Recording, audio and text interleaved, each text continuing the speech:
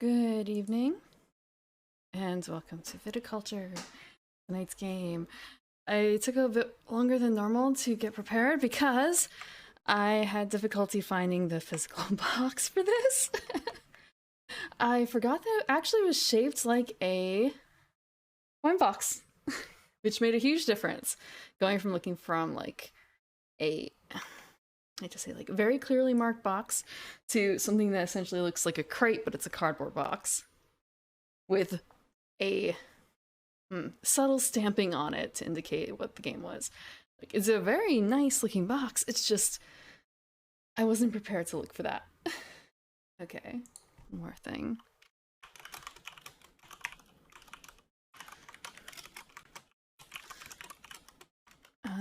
And I brought this up because I did a very quick test, and I want to say I don't want to have to do the tutorial because I have played Viticulture before.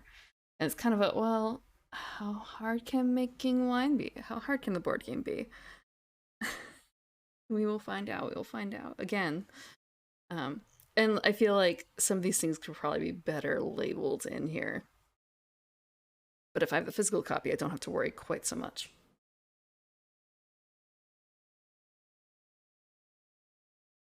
You know, as a reference.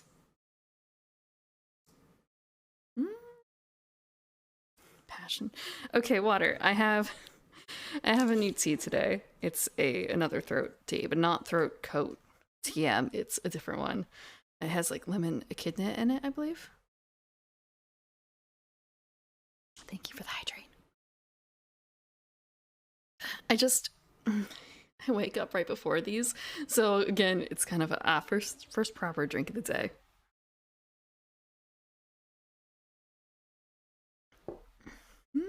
How are you doing?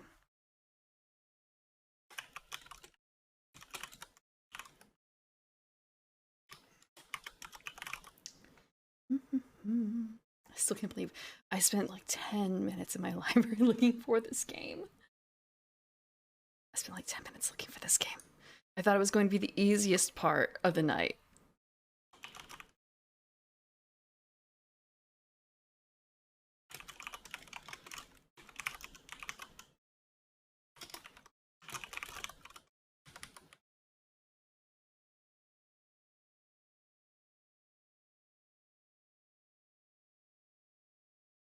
Okay. One more thing. Let's... I wish I had picked up an actual Beaujolais Nouveau for this, but I didn't make the time. By the time I realized, like, all right, it's November. November is Beaujolais time. I had already done my alcohol shopping for the weekend. I had not included any Beaujolais. Not that I go like every week, but more of a, you know, check to see what's new, if there's anything good. So with that, you can hear I have the noise removal off so you can hear a bit more, and like this is a hefty thing. You can hear it. Oh, it's not the tightest lid too. This is the first printing of the wine crate edition. 4,650 out of 8,400 copies. Or so that's what the stamp on the top of the box says. It's actually quite nice because it has I want to say, so there's like the inner lining of the box, and that's also colored. It's not patterned, it's just a simple brown, but it's a bit more effort than other groups would put into a box like that.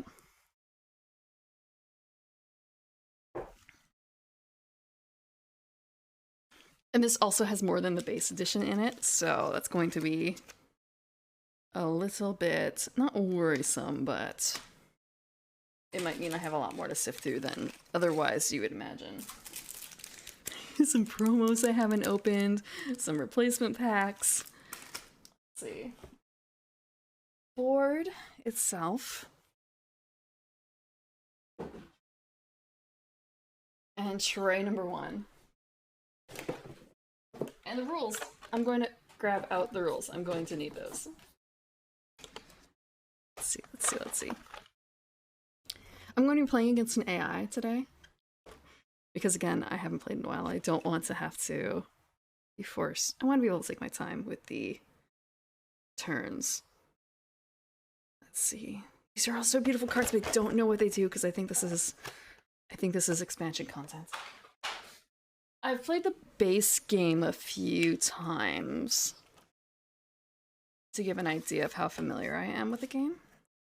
And I believe that the copy that we have is just going to be Viticulture and not, well, Essential Edition, essentially. Hello, Ark. How are you doing? Individual boards. This is a worker placement game, by the way. Fitting for a game about making wine and also like heavy European flavor. Heavy European flavor. Where's the rest of the cards? Okay, here we go. There's so many boards. There's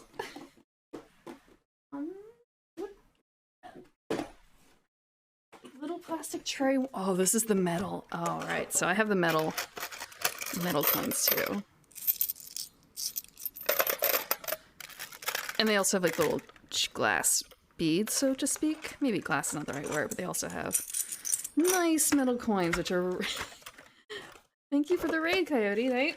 I was just showing the metal coins off of my physical copy. I don't have photos, but I can provide like the very lightest of ASMR for this.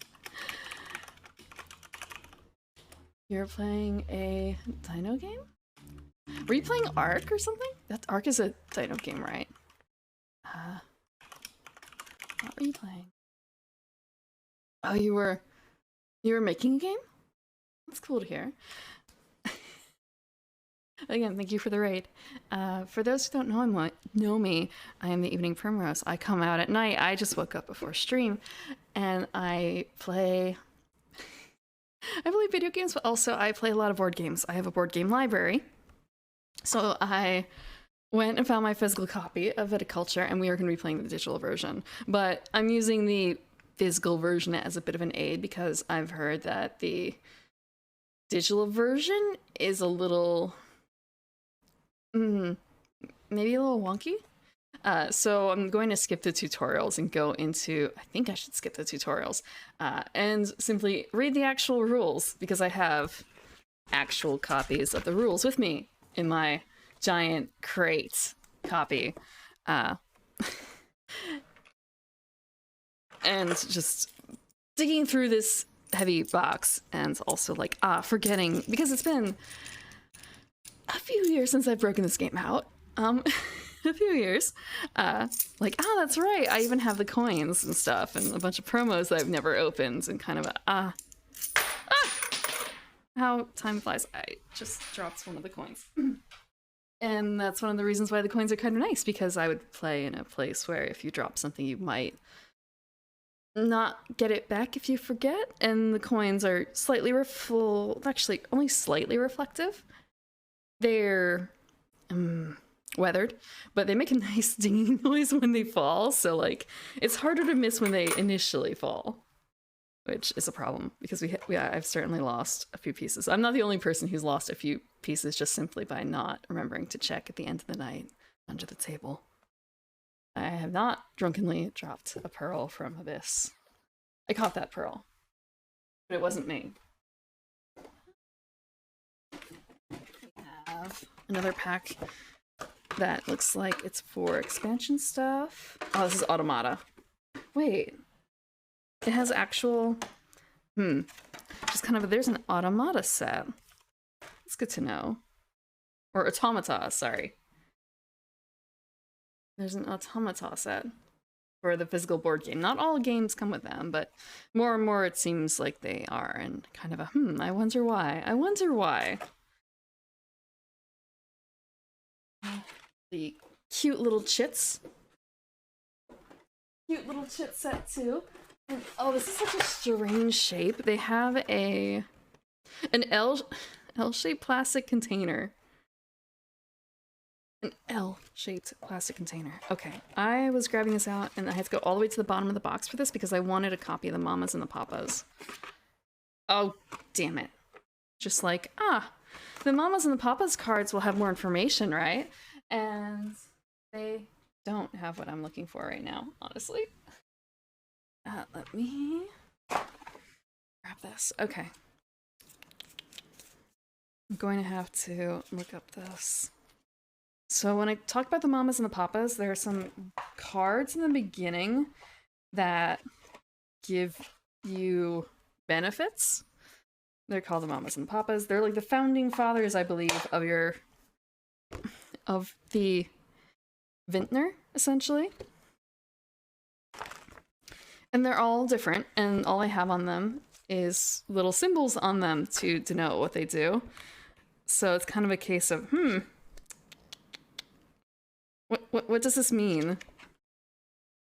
I vaguely recall some of it, but not all of it. And it's kind of a give me the cheat sheet on how these work. So I guess I'm going to have to actually work with the... Oh, here's the other cards. Okay. Here's the other cards. We're going to take over another table for this. That's fine. And I should also say, the reason I'm playing this is because Thursday is Beaujolais Nouveau Day, which is an official French holiday, whatever that means. I don't know where France is. And that is the day that Beaujolais Nouveau has to be released to the public. They can be released earlier, but I think it's a maximum amount of aging time, and it's a bit of a commercial holiday at that. But it's fun. It's fun. And Beaujolais Nouveau is a wine that is meant to be fermented for a short period of time. So it's actually produced that year and released, which is why I think they had the maximum cutoff for it.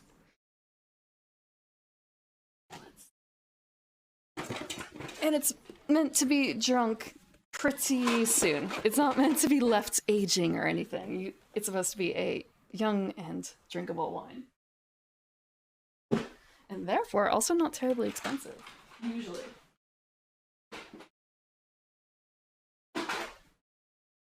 So, this is...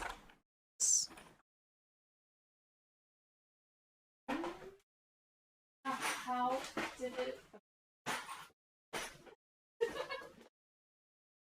I want to say one of the worst parts of board games is just having to set them up and tear them down and making sure everything actually fits in the box. This is definitely not the worst game in that respect. It does have nice containers. It's just, there's a lot of it.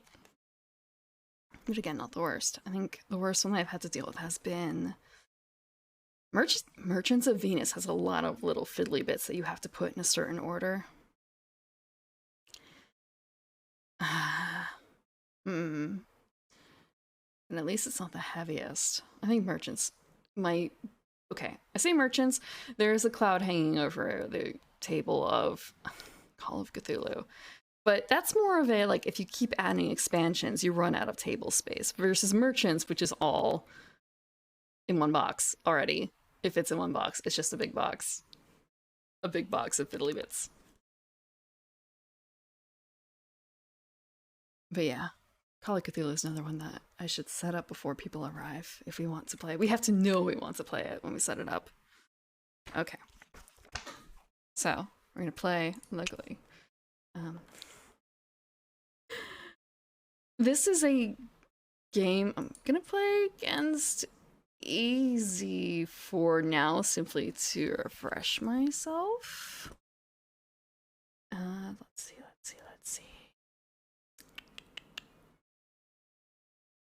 Okay.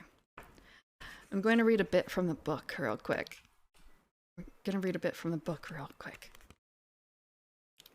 Because I'm going to assume no one here has played Viticulture except for possibly me. I'm the one teaching today. Viticulture is a worker placement strategy game that allows players to create their own Tuscan vineyard, anywhere a table and a friend can be found. Objects of the game. Players begin the game with an old crush pad, 3 empty fields, a small cellar, 2 workers, and 1 grande worker. Players allocate workers and the occasional visitor to complete various tasks throughout the year.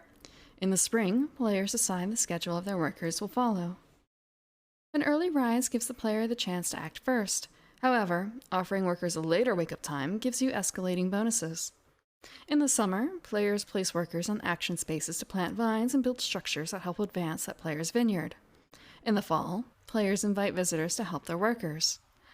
In the winter, players place workers on action spaces to harvest grapes, crate wine, and fill orders. The goal. I'm gonna take another sip. I don't have a wine, but I do have a cider I can have. And it's kind of I want to say cidery should be getting into the business of this. Thank you for the water. I'm drinking the tea though, not the cider yet. I feel like American cideries could probably try and go a bit of the way of like old world wineries, or even new world wineries, like try and climb their way up to a little bit more prestige. Goal. The goal is to reach 20 victory points, with victory points representing your reputation as a vineyard owner. When a player reaches 20 points, the current year will be played through the year end, and the player with the most points wins. Players may go beyond the 20-point goal, but they may not exceed 25 points. In the case of a tie, tiebreakers are the most lira, total value of wine in the cellar, the total value of grapes on the crush pad, and that's it for that. Nice little component list. I have to say how much I love the component lists. There have definitely been some times recently where it's kind of did we miss anything in our pack up? Like, or when we're unpacking something, it's a case of, wow, this feels like it needs more cards, and we don't have a component list to go against. So it's just kind of this must be right. Must be right. There's no way to calculate. There's no way to know.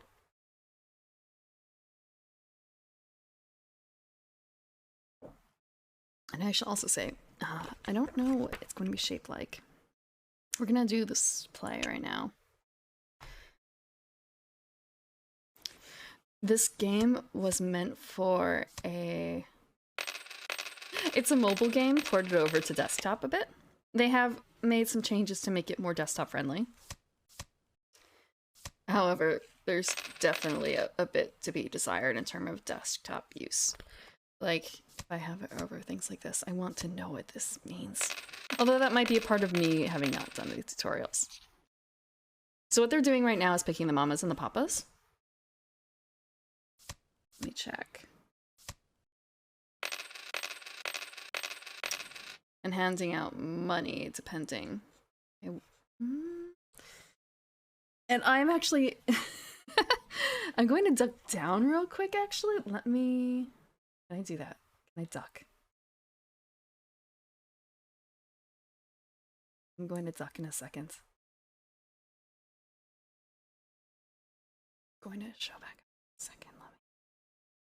Let me... Okay, duck. So you'll see down here there's the choose papa option, and that's the expected move that I am to make. And there's a couple other options down here. There's the speech, like text, because you can play with other players in a ranked mode. Or there's actually I think there's a bit of like a play-by-post option here. Because it reminded me, like, at the beginning, hey, you know you could close the game and save it and return to it later, right? In a way that kind of emphasized that the state may be changed because of something that someone else did on the board. So I think that kind of counts as play-by-post. Oh, it's a little strange. Okay.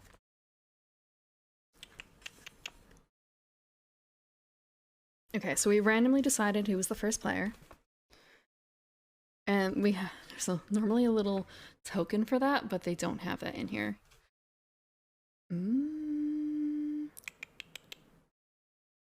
So the starting resources we have. I have a crush pad, a small cellar, and 3 fields. They're all on the vineyard map, which is going to show up in a bit. We start with a Pinot Vine card in hand, and a random summer visitor card in hands, 2 workers, and the grande worker. Grande with an E. Let's see. There's one more thing. Deck maintenance. We don't need to worry about that. Wake up order. Where's the mama and the papas? Where's the mama and the papas? Don't tell me, is that an expansion thing that I just never really realized? I was under the impression it was a base game thing. Visitor cards, friendly variants. Come on, where is it? Grande worker devaluing. Summary of seasons. First player. Okay, I'm gonna actually grab out the Tuscany expansion content to double check. Or rather, the rule set for that, because I set that aside. Oh no, don't slide.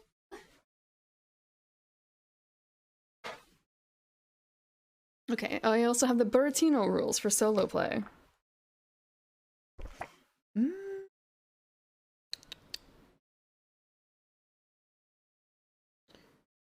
Huh. See, okay. The cooperative expansion is not what we're playing. We have the Tuscany Essential Edition. Let's check.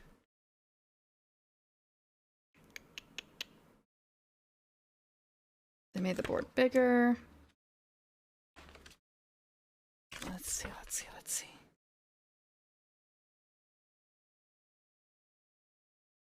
Okay. So yeah, Tuscany Essential Edition is what added the mamas and the papas, who are considered special worker cards right here. Let's see.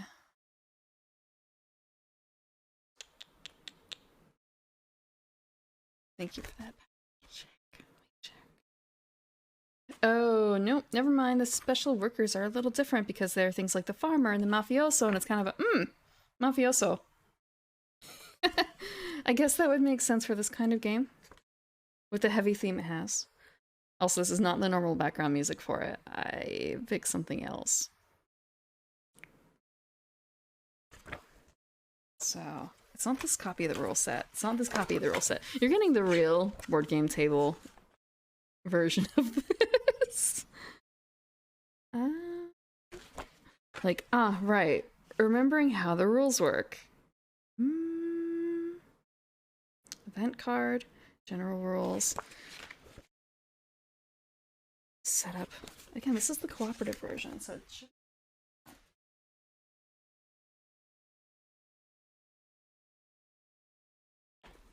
Let's see.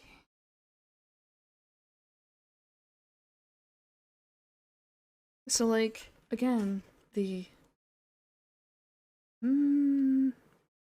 first round talks about deck maintenance, and then it goes into spring. And then summer, which doesn't have anything on it.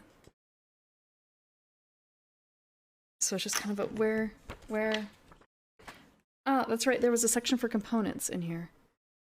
It should have the bit about the mamas and the papas, but I don't see anything in here for that, so... It feels like I'm missing a rule set. I wonder if I am. One more parse through sets. Parse. One parse through the book.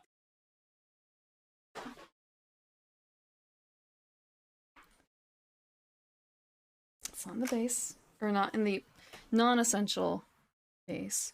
We have the rules reference, which talks about turn summary, the second edition.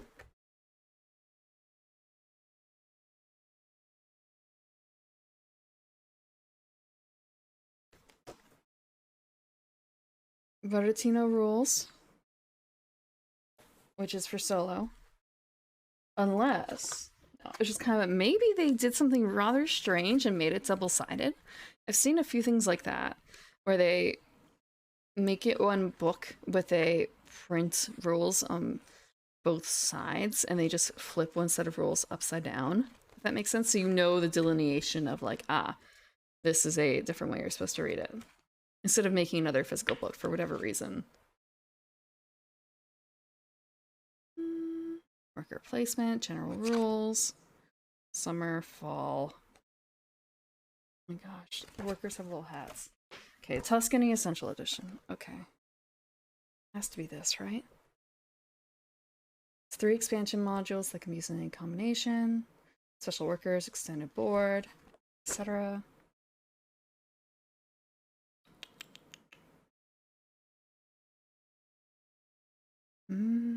Action spaces and bonuses. The wake up chart. We talk about all this. New actions, trade actions.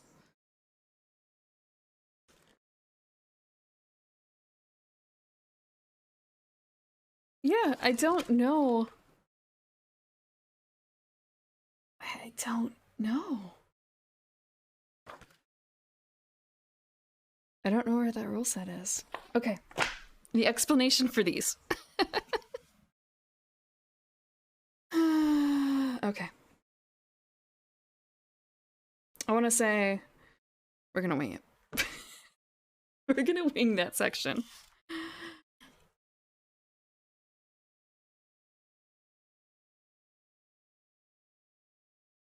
Okay.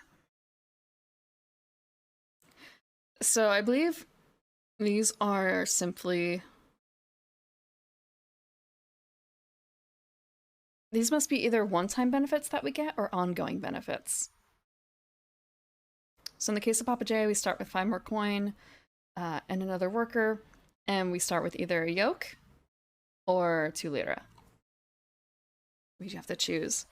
And the other one is kind of a, is that just like another start bonus, or is it an ongoing bonus? Because either which way, it feels like it's a lot. Either which way, it feels like a lot.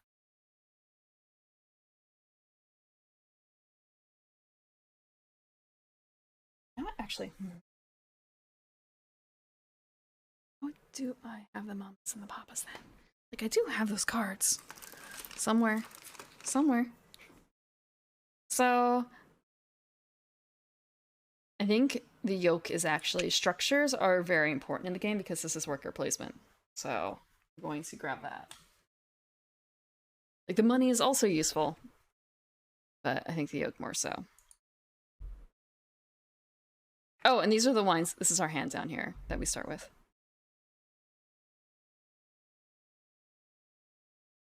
Sangiovese, or Sangiovese. Cabernet Sauvignon. And this is an order that we have to fill.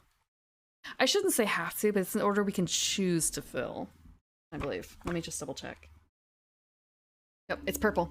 So green is the vines, purple is the orders, yellow is visitor, summer visitor, and blue is winter visitor. Okay. So we eventually want to be able to place these on the board. However, you'll notice, like here, the only thing it has is a 1 in the corner.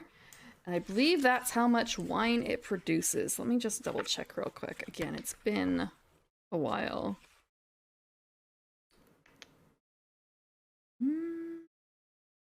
Yes, it is. It looks a little different from the physical cards. They reordered it a little bit. So like normally it's on the bottom, like bottom left instead of the upper right. So this also means it produces a 4 value, I should say. Or not 4 value, it's a 1 value red. Sorry, the example in the book is a 4 value red grape. And this one produces a 4 value red grape. Actually, it's the same as the example. Okay, yeah, 4 value red grape. And it needs trellis and irrigation to be planted. They have a bunch of different varieties of vines in here. And for this, to explain, it is an order for 8. A wine order for an 8 value red wine.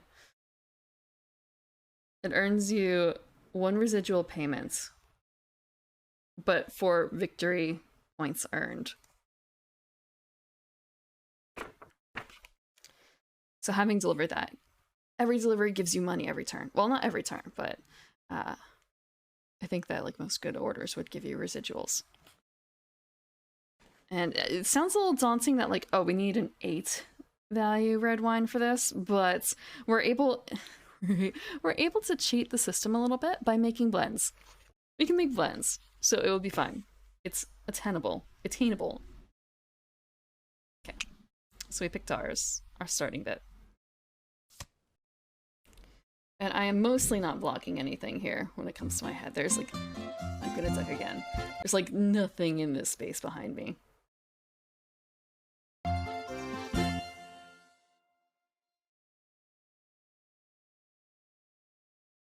Okay. So, real quick. When do I want to wake up? When do I want to wake up? I'm not an early morning person.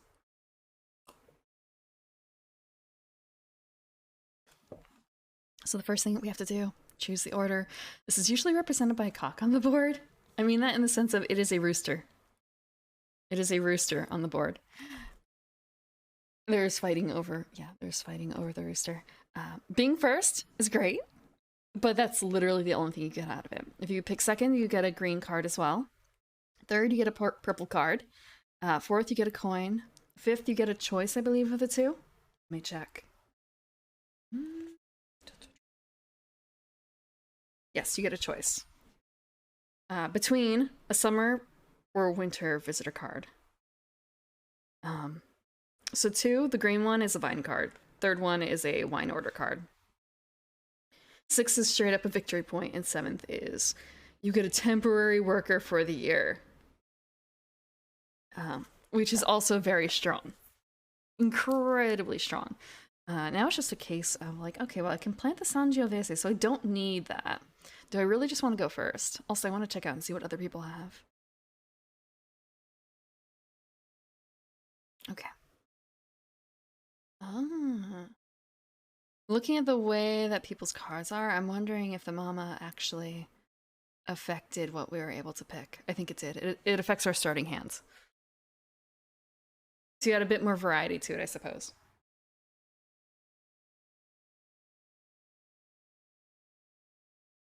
And also how much money we start with, and again, how much equipment we start with. So you can see that this person has just the, I believe, the oak. This person has just the windmill, and this person already has a trellis set up. Let me double check what the bits and bobs are. Like I'm using the proper terms. Okay, yes, it's a trellis, a windmill, irrigation system, yoke, tasting room, cellars, and cottage. So I have 2 vines. I can plant one of them. I can't plant the other. I know that buying the effects that I want, or buying the equipment, costs money I don't have. And I also, I don't have any visitors to help me, so it's kind of a Do I do a visitor card?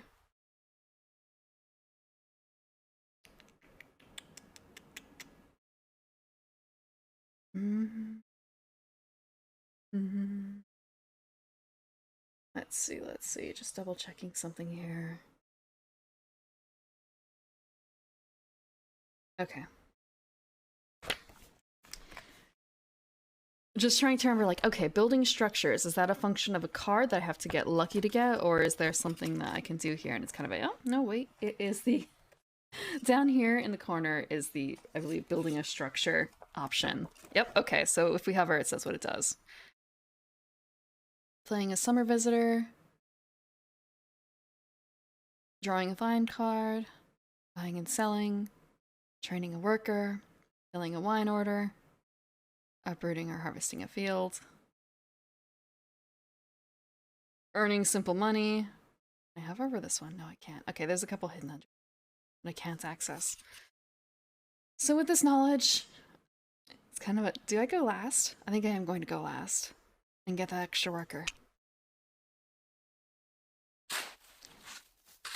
So these are the workers that are getting planted, put down.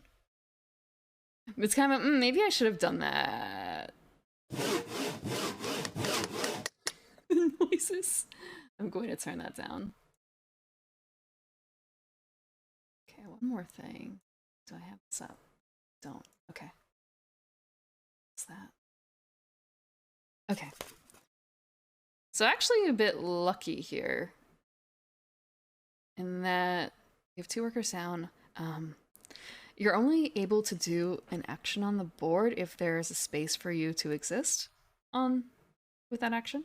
So if these spots were all filled up, I don't know if we're allowed to have the... I guess there's only 2 spots on each board. Let me double check.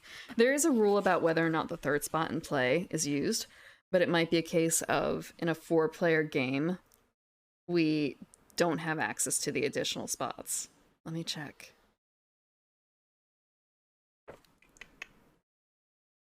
Let's see.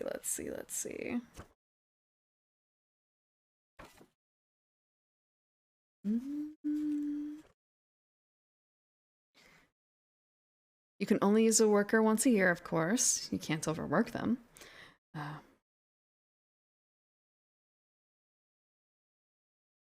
can only place them in the current season's action spaces. And you must take action when placing a worker. Let me see.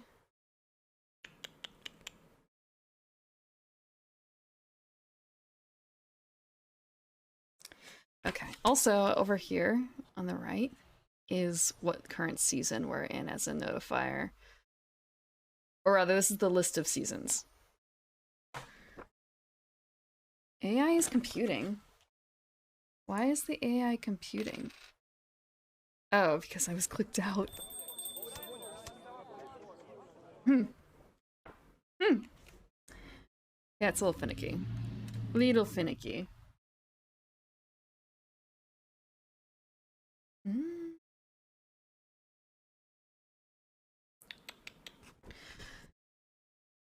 So spring is only placing or picking the order of players for the year.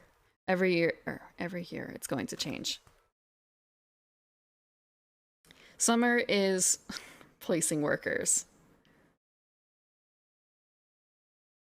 Fall is drawing cards, depending on the breakup chart.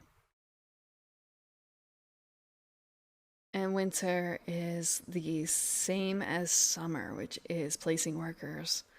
But you are allowed to pick from the blue sections as well. So you'll see on one side there's yellow. These are the summer actions. And then these are the winter actions. I believe that these are freeform. They have no color associated with them. You can do them at any time. You can uproot a vine no matter the time of year. You can earn a simple gold coin, a simple lira, any time of year. And then you have year-end cleanup, celebration, and then you start again. And that's a round. We can only place a worker once on the board per year. Okay. So he's drawing a vine card. They're planting a vine card. Giving a tour. Buying or selling. Being a summer visitor.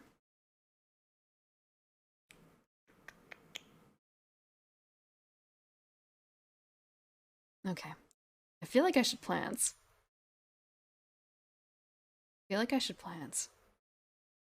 I also want to say that when you put your token down, you can choose any of the available spots, I believe, or from the first 2.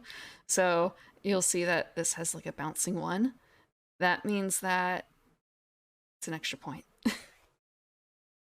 It's extra value. To encourage, I suppose, diversity of actions. Because like if I was the first one to put down into the planting, I could have planted 2. But I actually can't plant 2. So in this case, like you gain a gold when you build a structure. I have 5. It's just kind of a, what structures can I build? How much do the structures cost? Let me check. How much do the structures cost? Because they all cost a bit different. Like the trellis is 2. The windmill's 5. Irrigation is 3. And I need the trellis to plant this Cabernet. To plant the cab. I started with a yoke. Yoke feels a little strange, but it can prove useful later. We need a windmill too. The windmill's so expensive. Oh wait, no, we don't need a windmill. We need irrigation. So we have all the money necessary to build the thing. We have all the money necessary to build the thing. So do we just start building and ignoring the planting section? And hope that in the future that... I don't want to say hope that. In the future we can try and angle it so that we go closer to first and we can actually do that. And we also get... We get an extra worker too. So... we get a worker too. Because we place last.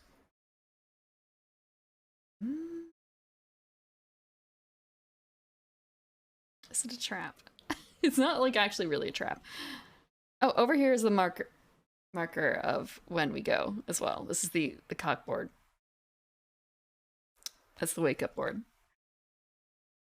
We're going to build.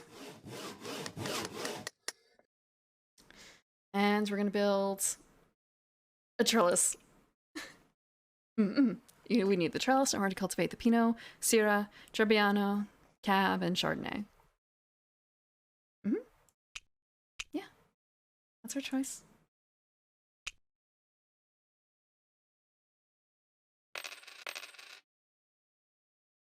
And just double checking. We can see on our board that it's been adjusted. Confirm my turn. Okay. I can't do anything else now. That's it. And now I'm going to pop the cider. Shh, it's not in a bottle. We'll pretend it's in a bottle. It's a different cider than before.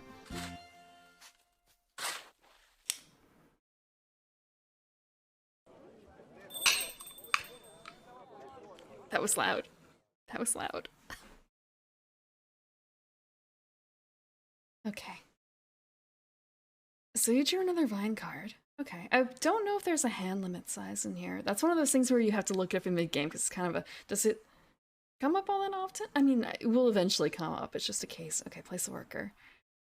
We took up the space for that. There's no way we can plant. We can give a tour. We don't have a summer visitor to play. Or we can buy or sell. We're gonna give a tour for money. Look at this vineyard. There's nothing growing yet, but there could be. There could be. How many workers? Okay.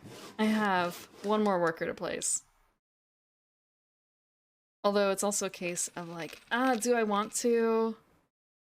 Actually, do I have 2 more workers? I think I have 2 more workers. Let me double check. Because I've placed 2. I still have the grande worker. And my extra. I don't want to play them all in the summer though, because I want to save something for winter, I think. It's just a question of what. Yellow wine order, no. I'm gonna draw an order card. I can't make wine, I can't harvest a field.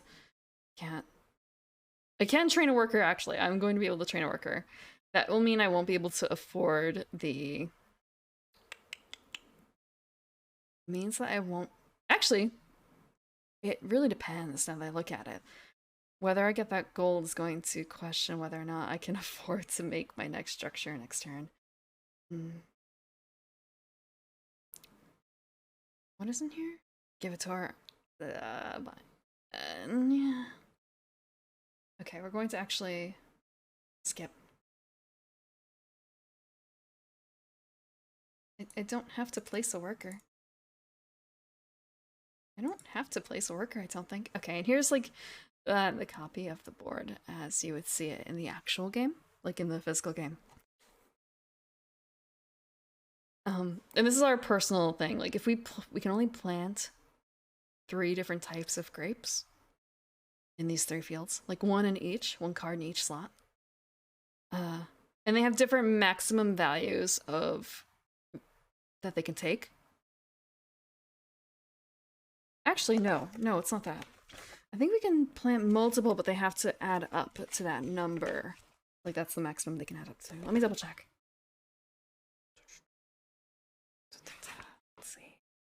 Grande worker placements. Placements in the field, summer actions. Summer visitor, plant one vine. Plant a vine on one of the fields in your vineyard. Vines are planted by placing a card on an empty field or stacking a vine card on top of another vine card that has already been planted. Maximum value of 6 per turn. Per field. Once a vine is planted, it stays on the field for the rest of the game, including when the field is harvested. The only way to remove a vine card is to use the yoke or a visitor to uproot it. Okay. So you can place multiple, it's just they have a maximum value.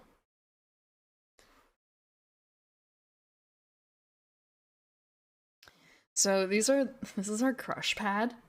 Or rather, we have like a white crush pad and a red crush pad. And then we have our cellars, of which we only have like a small cellar. We can get a better cellar if we upgrade, which will allow us to create higher quality wines and also allows us to eventually make champagne, which somehow you make champagne out of 2 reds and a white. 2 reds and a white make champagne. You heard it here from Viticulture. Versus a red and a white together make rosé. It's kind of I can just end, can't I? Like, I don't want to place anymore. This is pass.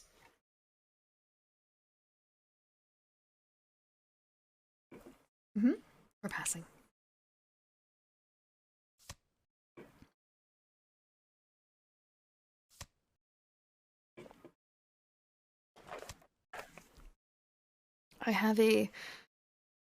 I grabbed a cider, and it turns out I bought it because it's supposed to be very dry. I like dry ciders and dry wines, but I didn't read that the reason why it's considered dry is because it is if you know what Citra is, it's a Citra cider. It's hopped. It is hopped. I don't like hops. It's not the strongest hop flavor, at least, but it's not something I think I'm going to buy again.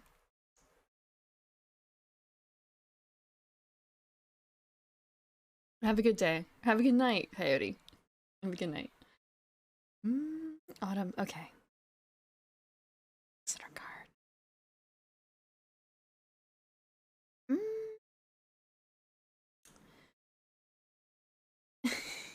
Yellow. Winter or summer? Okay, real quick rundown on the differences between the 2 different actions because they do have different types of actions associated with them. Let me check. It's gonna go faster after the first round, I swear. It's always the hardest.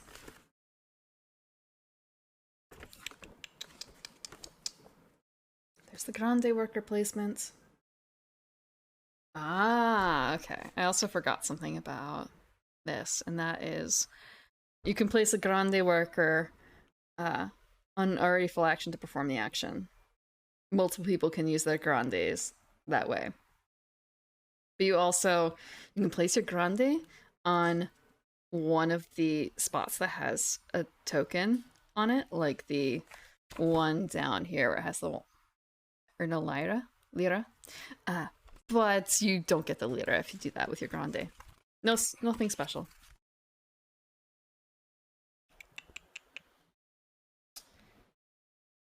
Okay.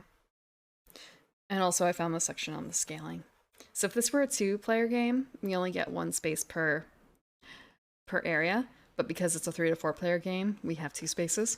And this supports up to 5 or 6 normally. And then you use all 3 spaces. But we don't have a 3rd space in here.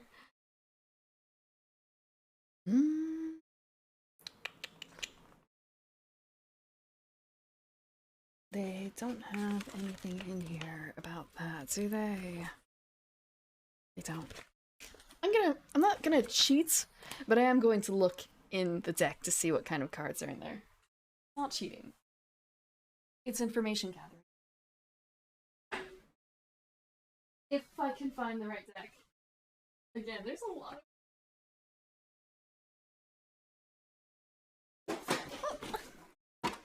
Okay. Tata section.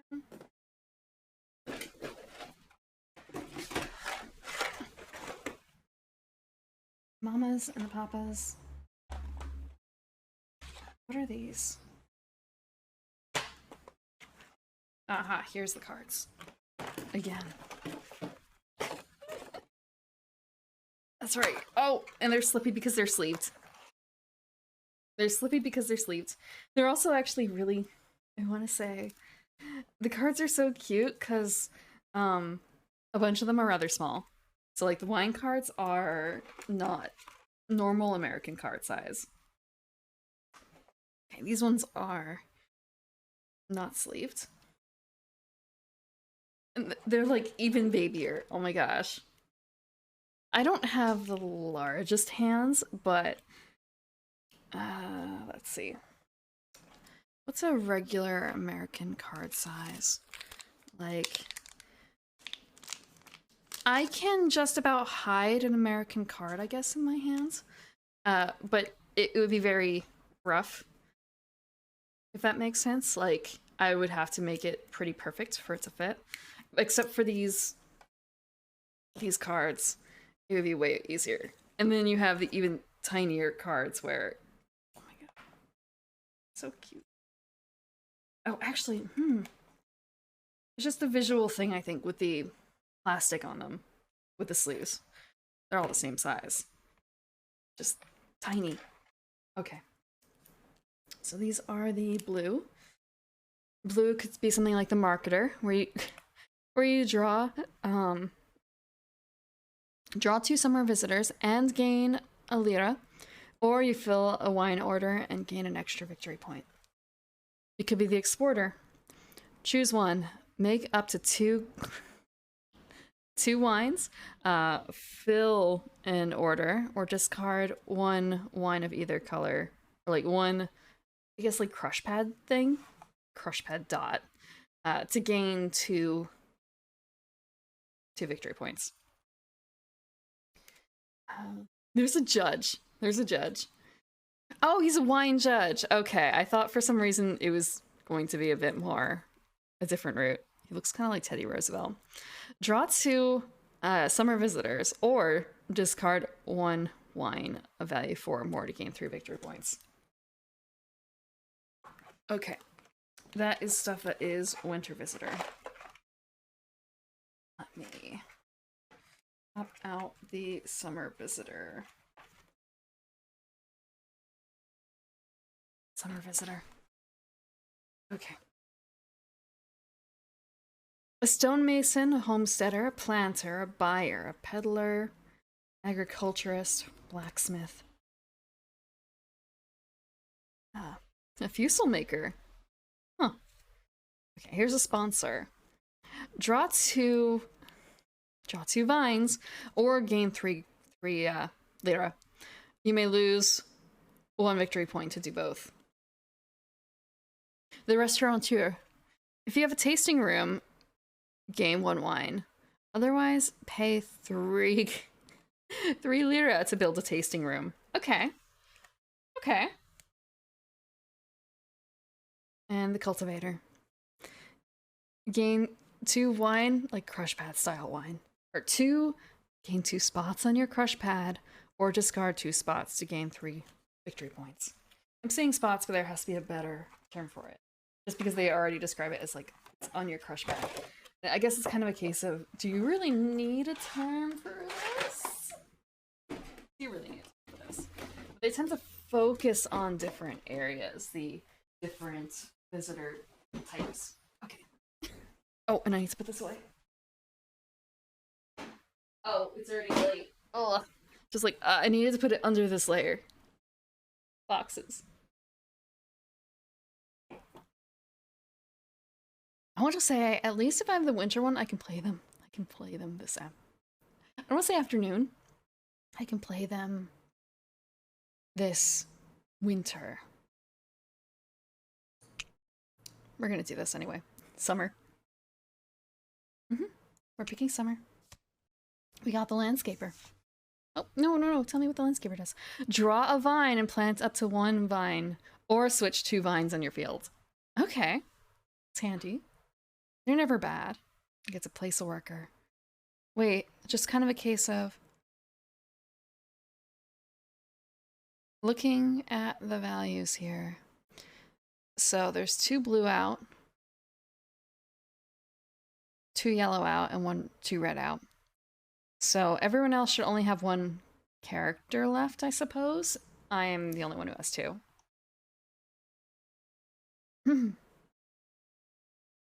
I can draw an order. Can't make wine. I can train a worker. A winter visitor. I don't have one. I cannot harvest a field. Can't fill a wine order. I'm going to do this. Get trained. Get trained.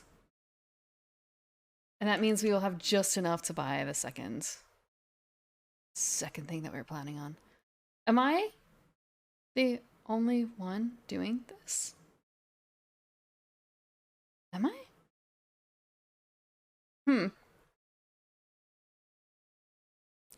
So the only the only legal move is draw an order, I guess, or gain lira.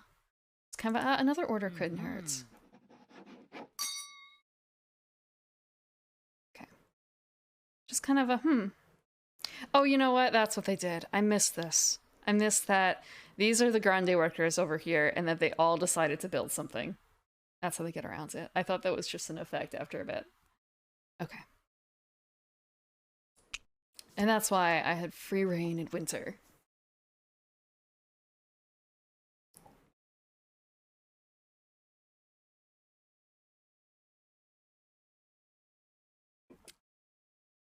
When do I wake up?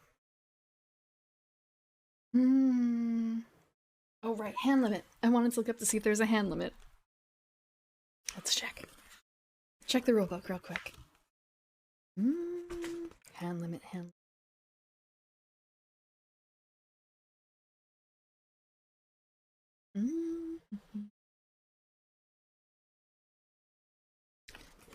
Let's see.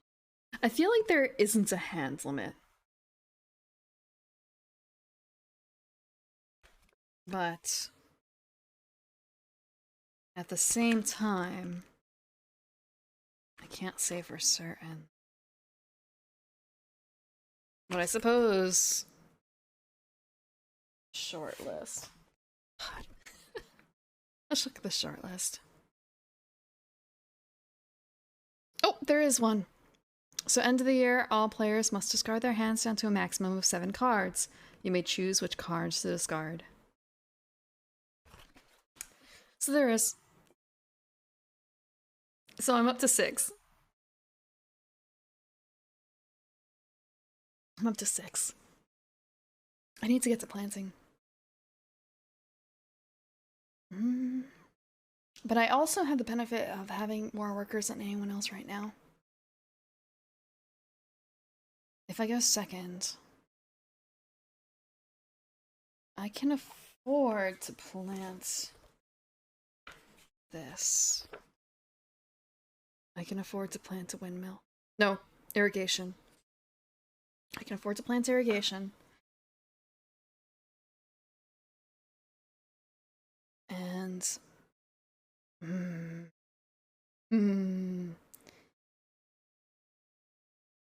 think I'm just gonna go first. I'll just go first.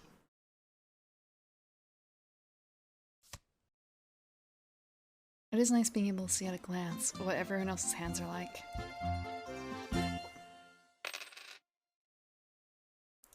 My turn. This is what my board looks like. We are going to first buy something, and that's going to be an irrigation system.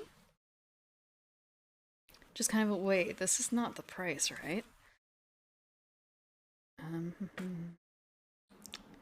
Actually, you know what? It's a case of if it's not a case of earning a lira, it's a case of discounting. So you're the first one of the year for work. Nope, we don't want the cottage. We want irrigation. So we're doing that. We're building irrigation.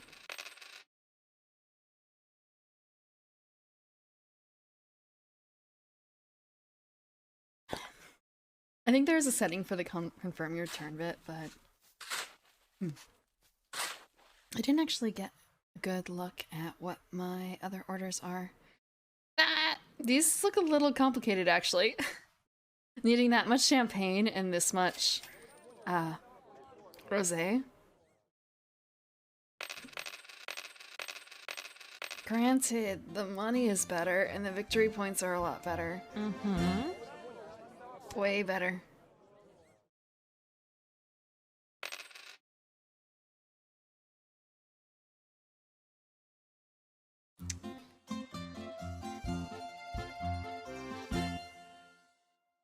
So we can see up here as well, I guess, what people have planted on at a quick glance.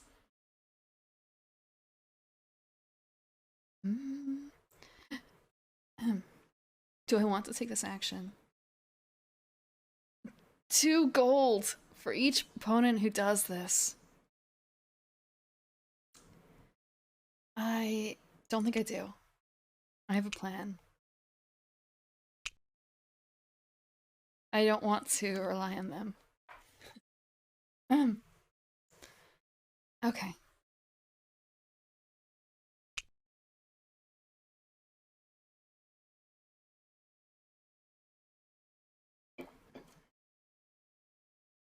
Oh, place worker time.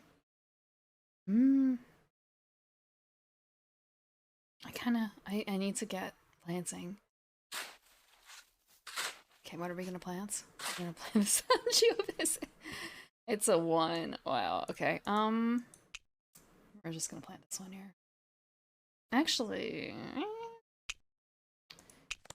we're gonna plant the cab. Actually, we can plant both of them eventually. We can plant both of them this turn. And then it will just be a huge red. That will get us towards that. Okay.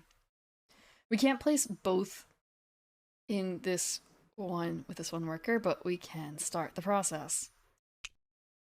We can start the process.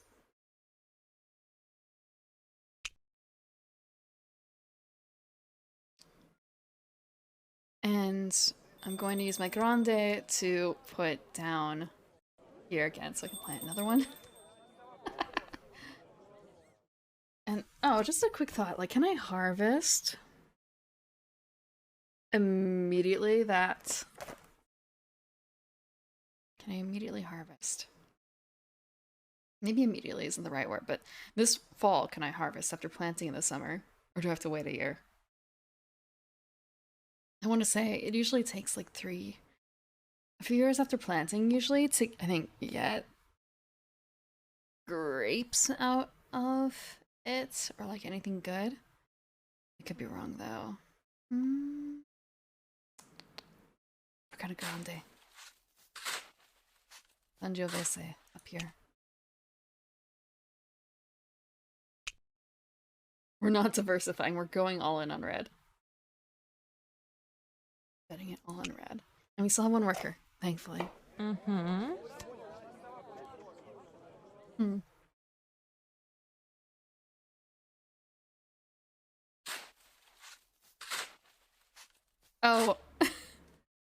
I should have done the landscaper. Oh well. Lesson learned. I think we're done for now. Buying or selling? Tour.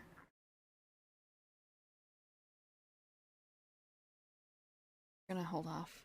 But we're gonna pass. No, okay, so red over here is also passed.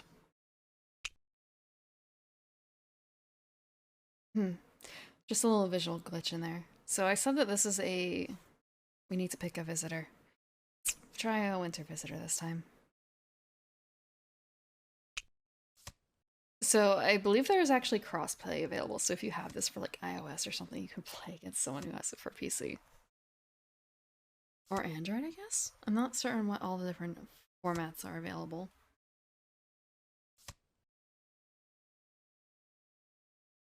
This is the Steam version that I'm playing.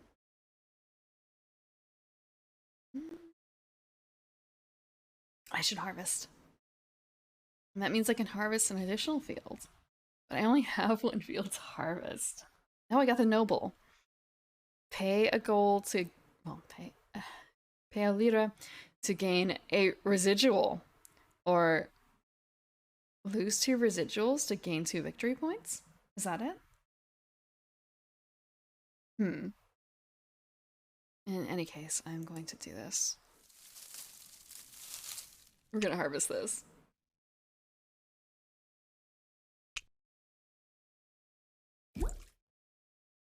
Plink. Out of the field. There's an aging system in here, and I just want to double check that because that is also something that I'm trying to remember if it's a case of it. You know what? It ages in the cellar, and that's why the cellar is limited to 3 there. That's I want to say, ah shit, my orders are all fucked. My orders are fucked. Okay. My orders are fucked. I don't have a cellar big enough to handle what I'm working on, so it's going to be downgraded, and then it's going to be forced to stop aging at 3. I want to say you can fill orders with more wine than the card requires, but you can't do it the other way around, of course. Okay, lesson learned, I think. After I double check. And that's why people are diversifying the types in the same field, because you harvest one field, you harvest multiple types, they go into separate piles.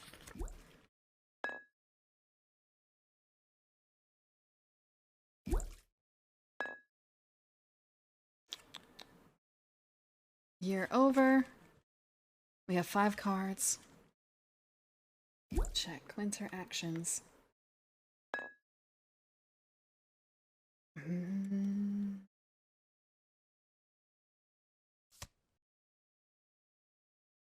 see, page 10.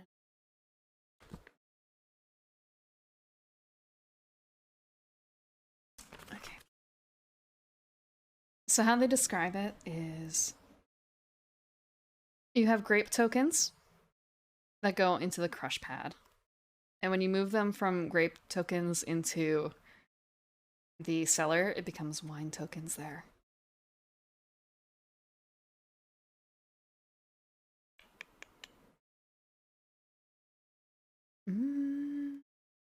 So to make wine, make up to 2 wine tokens. Players make wine by converting grapes on their crush pads into wine tokens. Low value red and white wine tokens can be created when a player owns only a small cellar, but the cellar must be upgraded to create blush wine, sparkling wine, and higher value red and white wine. So like, yeah, all of my wine orders are literally impossible for me to fulfill right now. When a player makes more than 1 wine token, the wine he makes may be the same type of wine or different types.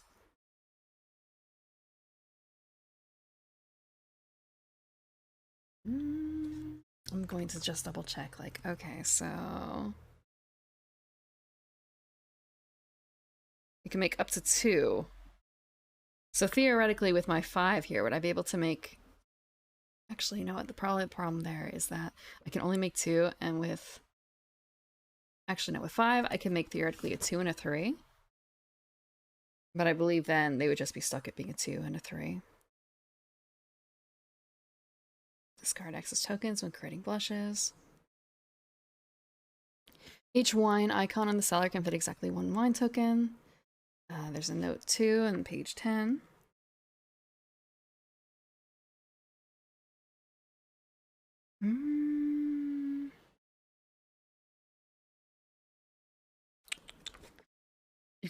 You cannot overstock your cellar or your grape pad.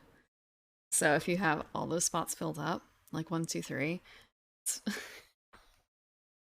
you just can't place anywhere that type. Thank you for the water. I'm gonna have some more tea. This was supposed to be like less licoricey. It's still a bit licoricey. It just doesn't. Okay. I can't say that word for 5 minutes. I can't say that word for 5 minutes. Let me get the timer up. It's gonna be difficult here. There's an accordion in here? I don't think there's an accordion in here. there? Oh no, there is! Hmm. Hmm. So I remember when I would more often host people in the garden, I would try to have music applicable to the game that we were playing, and it turns out there's a site called Melodice that is basically people's playlists, roughly, for various board games. You can look up a board game and have something that is an absolute troll of a music selection to go along with it. And turns out people have been doing the same on Spotify. People are doing the same on Spotify. If this were on the other Melodice, I don't think I'd be able to like label what's playing, but here I can. Although this UI leaves a lot to be desired in terms of like empty space, so it's kind of a case of do I shrink it, which makes it a little harder to read, or what? Or I guess if I had just size things a tiny bit differently, specifically for this game. Okay. But I mean, imagine you're at the vineyard, drinking. Tasting, I should say. You were tasting at the vineyard. Let's go into the vineyards. I feel like I don't need more cards. I need money. Give me money. I have things planted. Do that. Can do this. I'm gonna take the money. I'm gonna take the money. I feel like I should turn it off. I have the music turned off in the game, but it still does that little interstitial, which is really annoying. Like, I don't want that.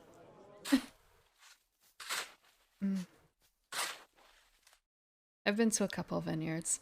I mean, some of them were not quite so classy as what you would imagine. What with wine slushes. That's not something that one would really normally get. I feel like a good winery, but at the same time, like they had good wines. It's just they also had wine slushies, and you know, interest in the novel. That's not something you can get anywhere, right?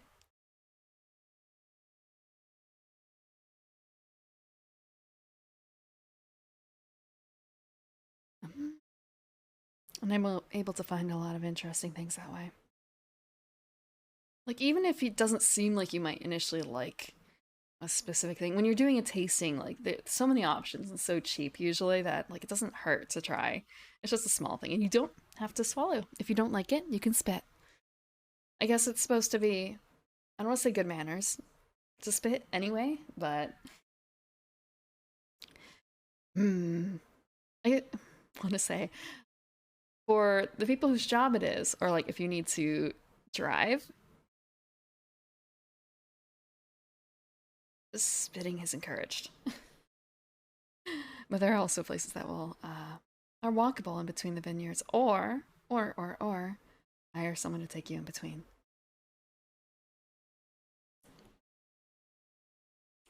Chauffeur. And then there are like larger tours that you could take, but I've only ever done smaller tours. Very small. And some of them are a little bit farther apart, but you can still get there between bikes. Cycling in between. It does get harder to cycle if you're a few tastings in though. But there's also time in between, and some of them have really nice meals to go along with it that you can have. Let's see, okay. I have nothing else to build. Like, I literally cannot afford to build anything. Bing, bing, bing. Okay. I can buy or sell. I want to double check this because it's kind of like, what am I buying or selling in this case? Can I buy and sell wine orders? Because that would be really nice. Can I trash this card for money? Sell grapes. Yeah, that's the selling grapes. I can sell number of grape tokens for my crash pad. And I have that. I want to say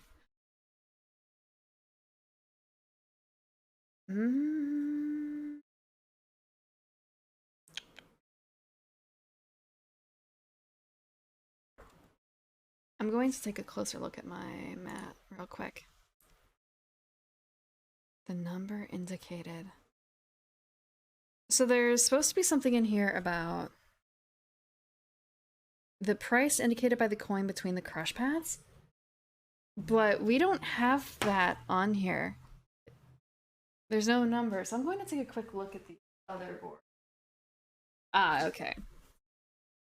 So, on the physical board, they've got a little icon in the middle here with a little notation.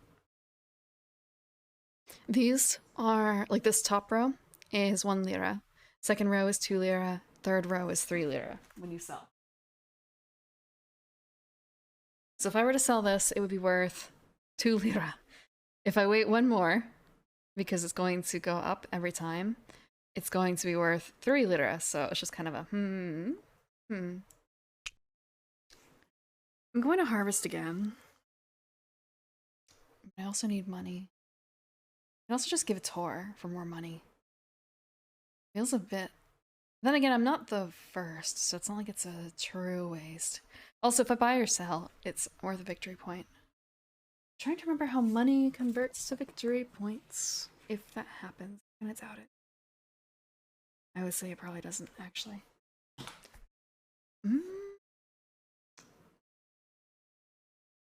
I... to increase this so badly. I have nothing to plant. I can always... yeah. I want the money. 5. This means I can theoretically build a structure.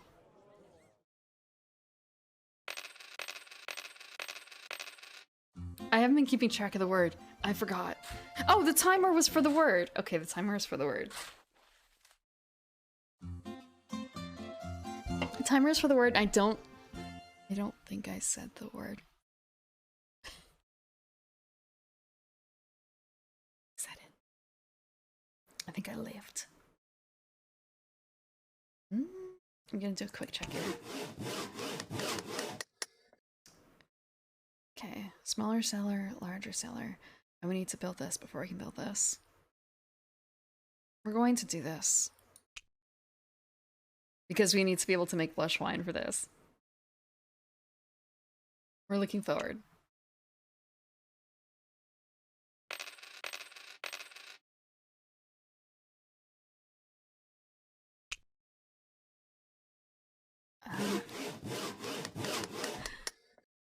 Something else about vineyards.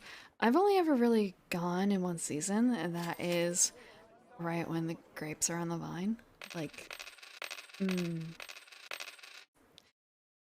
it's not exactly the beginning of fall, but close to the beginning of fall.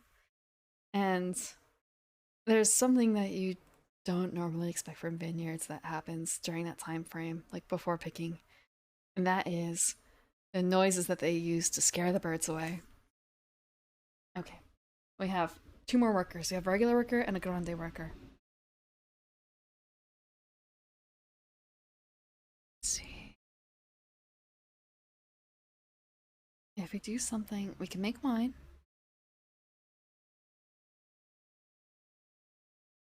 We can make wine. We can make... We could play a winter visitor. That might be what we do for that residual. Because that residual is better sooner rather than later.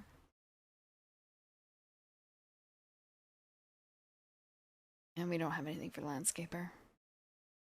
So we're going to play a winter visitor in winter. And we're going to make wine. Because the other option is harvest, and like we could harvest. But it's just going to go into the red wine area. So we're actually going to pass. We're going to pass.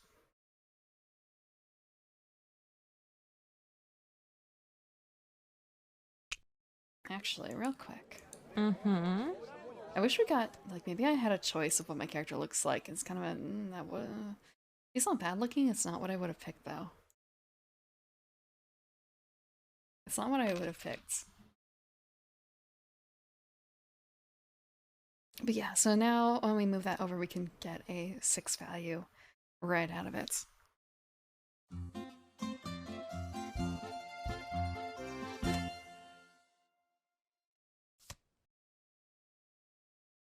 AI is computing.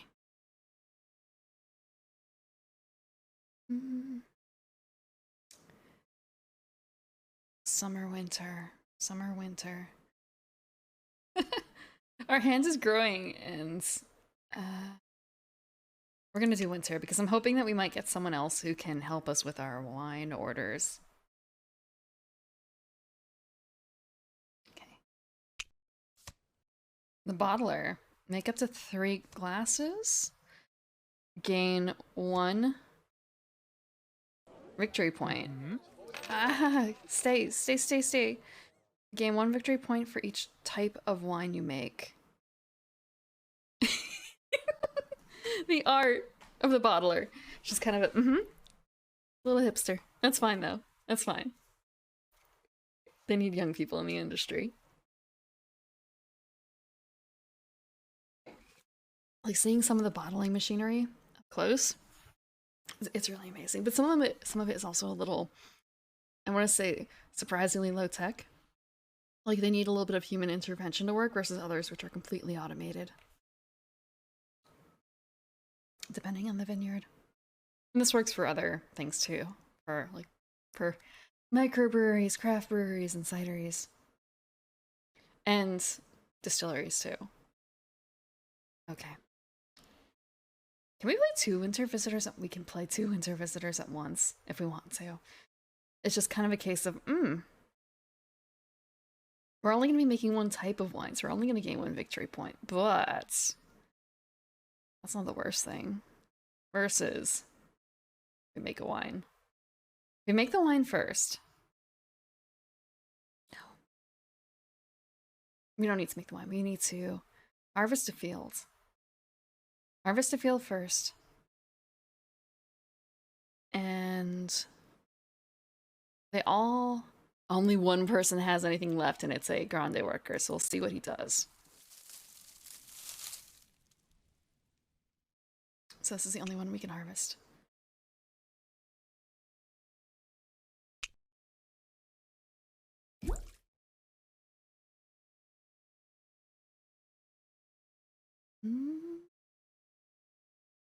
Oh, confirm. So I don't get to play 2. I only get to play 1. Harvest the fields and either... Oh, I missed it.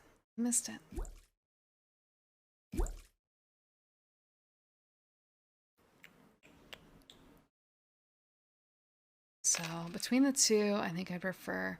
Like, I can make this. And then I can make 2 wines. But the residual is more important right now.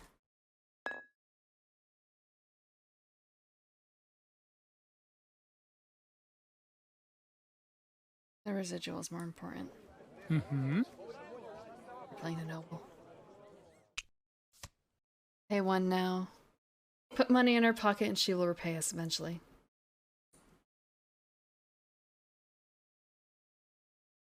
Oh, I have to make the choice. Yeah, we're going for residuals.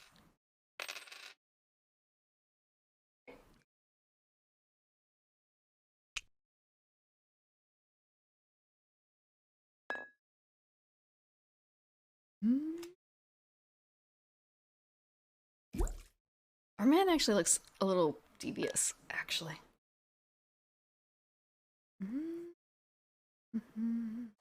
When do we wake up?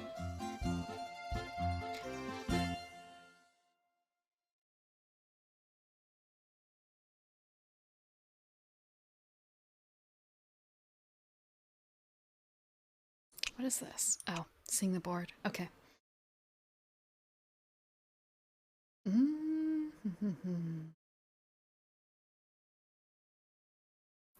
First, 6th.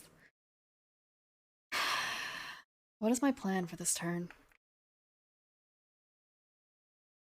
I feel like it feels kind of bad to just be like, I need money. I need money so bad.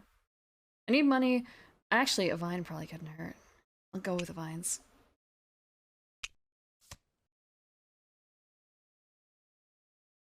So we got him I don't need more red wine. I don't need more red wine.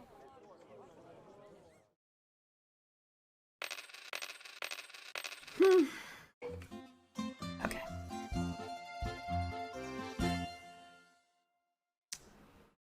Kinda sucks I got a Merlot.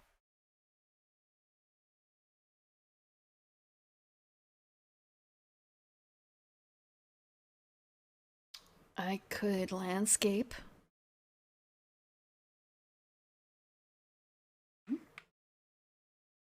Or I can buy and sell grapes. I'm so poor. Oh, someone is knocking. Someone is knocking. Let me go see what the cat wants. I'll be back.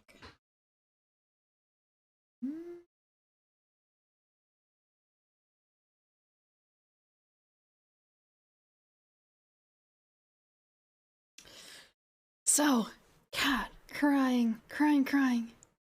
What's wrong, little Timmy? Has someone fallen down the well? Has your companion had a medical issue? I don't want to say he's a bit of a...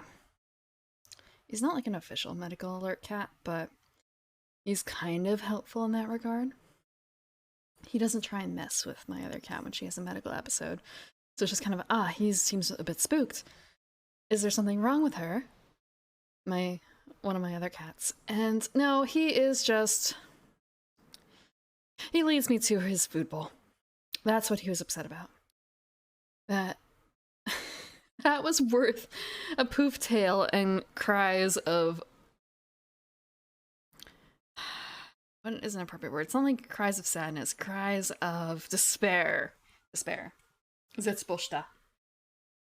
Zetsboshta. Okay.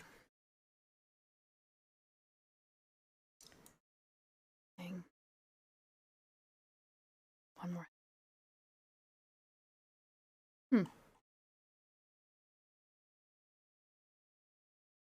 Okay, we have quite a bit left in this playlist, I think.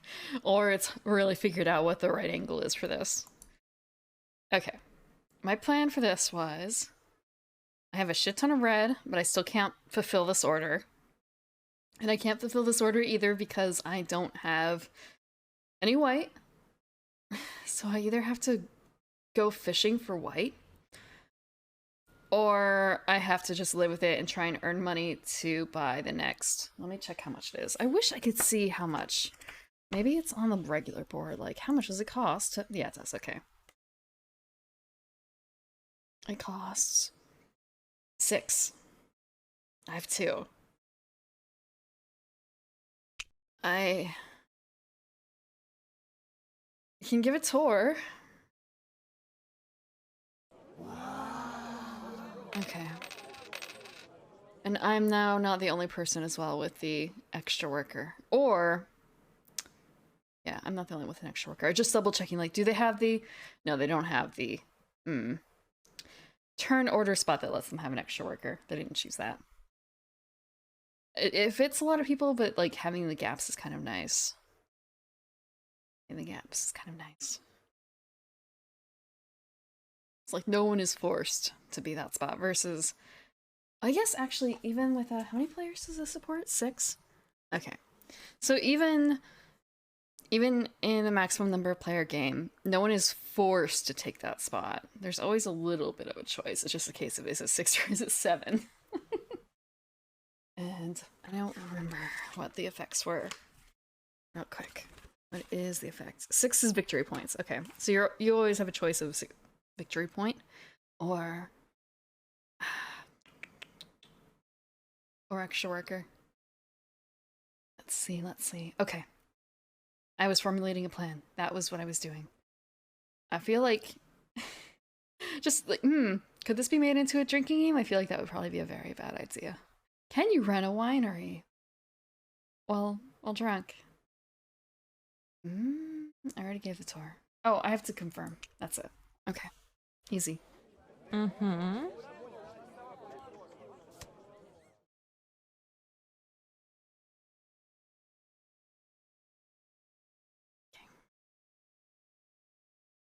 We get to draw a card. Shit. Whoa. Kind of a may draw. I can understand why it would be may draw, because maybe you don't want to have to discard, but at the same time, there's no reason not to. Zero reason not to. Firm.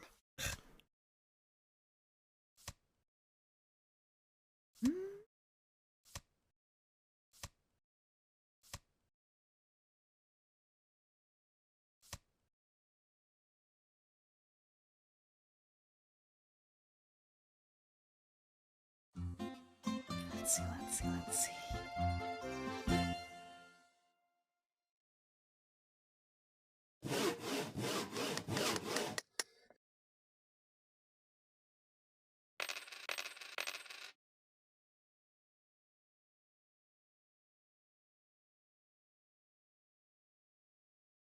Let's see, okay. Place worker. 2 more and grande. Organizer we got. Move your cock to an empty row on the wake up chart. Take the bonus and pass to the next season? Holy shit. So that has to be a final summer action. That's a final summer action.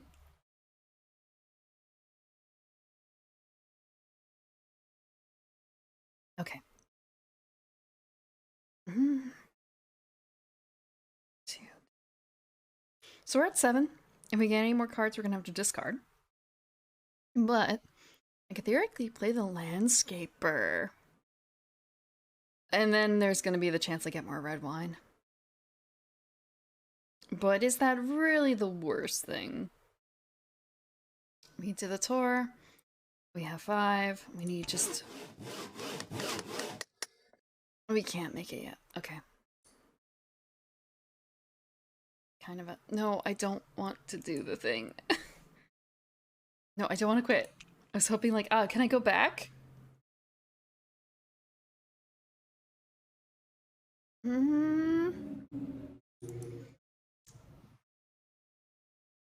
Like, I wish there were an easier option for this.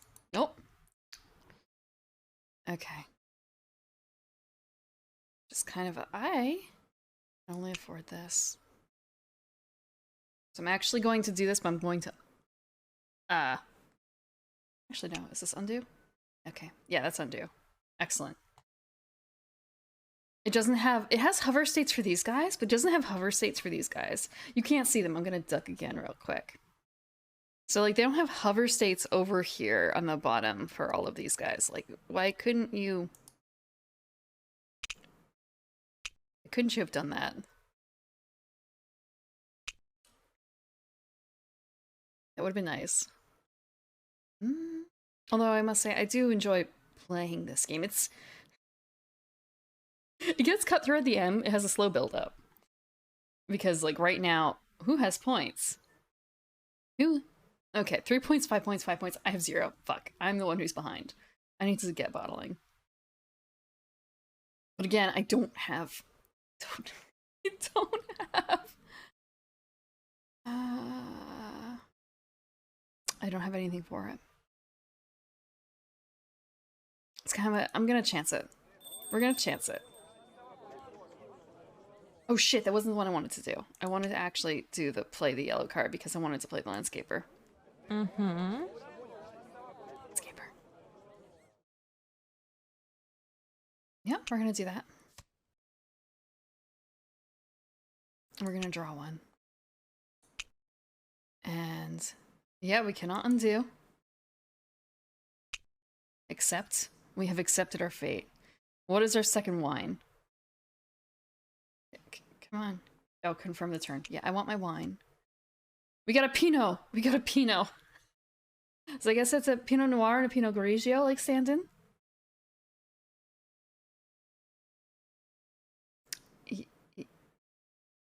Yes, I want to plant up to 1. We're gonna plant the Pinot in this field.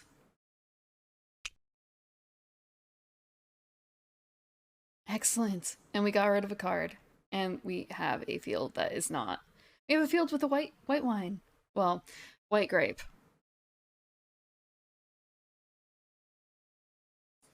And we still have two more workers, 2 more actions this season. You gotta think of the long game.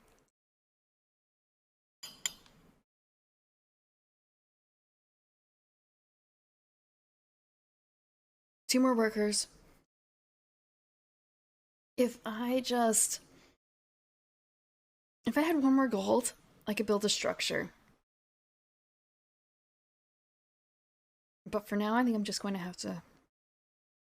Do I take 1 more action now?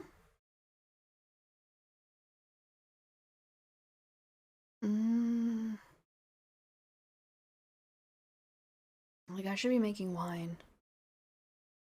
I should be making wine. And I can't do that, but I can start making a blush. Okay, I'm actually gonna pass because I'm going to harvest and then make wine. That's the game plan. Actually, make up to 3 wine. If I harvest and bottle, I can harvest and then use the bottler more specifically, because that gives me up to 3 tokens I can do, and one of them can be a blush. The blushes can start.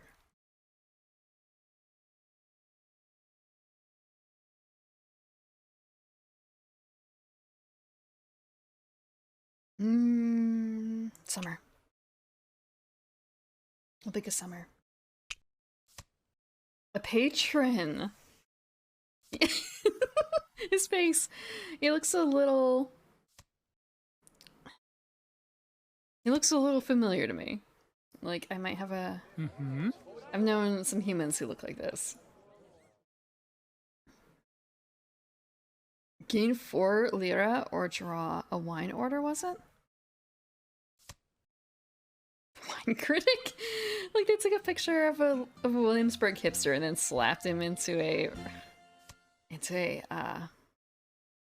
post-Renaissance painting. They popped him into a... What is his name? What is his name? What I'm thinking of. I'm thinking... It's not Vandermeer. Vandermeer is not what I'm thinking of. It is a... And it's not a Van Gogh. It's a...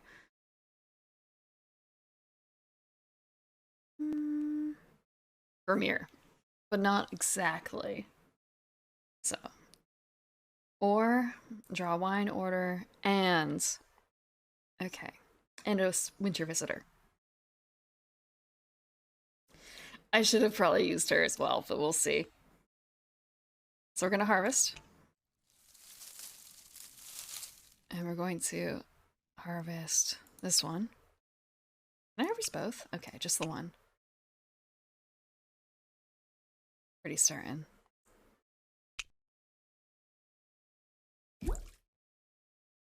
Plunk, plunk.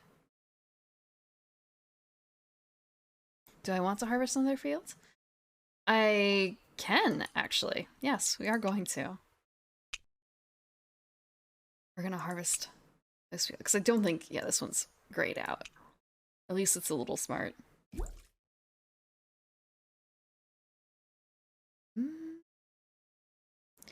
After that, confirmation.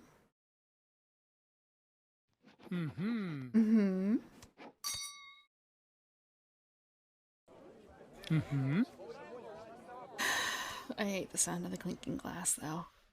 I hate it so much. Actually, a bit sad. I have a favorite wine glass that I broke in the past year, and I can't get a replacement for it. Or rather, I haven't looked super hard for a replacement, but I don't think it's going to be cheap or accessible because of where I acquired it from. Or rather, like, there are different types of wine glasses, right? For different purposes. You have the ones that are wider and like a little small, not smaller, but changing the size, shape so that it's wider for red wines because you usually want a bit more interaction with the air for it. Like you want to let it breathe for a little bit before you drink it, so that should make it happen quicker. I want to say, I guess not taller, but more, I don't even call it regular. Not quite so wide wine glasses for white wines. Then you have like champagne flutes and stuff, and like I guess if you're having like a port or something, what would that be, like a brandy snifter type thing? But this also changes, like the sizing also changes between countries, and so I have a few wine glasses that are actually Japanese. Um, and I broke one of them. It was actually from the Evangelion store, and it was a Kaoru wine glass, and I don't. It's been 5 years since it's been bought. I don't think they make it anymore because they were selling Evangelion. They were selling Evangelion alcohol, and I may have bought like 3 or 4 bottles of it. So like that was to go with it, and they're really cute. They're actually a really nice size. It's, I want to say, you don't fill it up to the top, of course, but you fill it. It makes 5 ounces seem bigger, which is nice. Nice for some respects. If you're doing the whole like swirling the wine in the glass, it's no good. Because it's going to be over the point where you have to be careful. But otherwise, like, nice appearance wise. And there was an incident, and now it's broken. It is. The stem is broken, I should say. The glass part, or the bulb, I suppose, is perfectly fine, but the stem is broken. So. Just the stem, actually. I think I still have the base as well. The stand. So it's just kind of I could try and get it repaired, but I'm not certain if it's going to be possible. And like the repair will never look the same as the original. It would look, I feel like it would be bulkier, and it just may not be possible. There may not be enough glass on the bottom for it to truly work.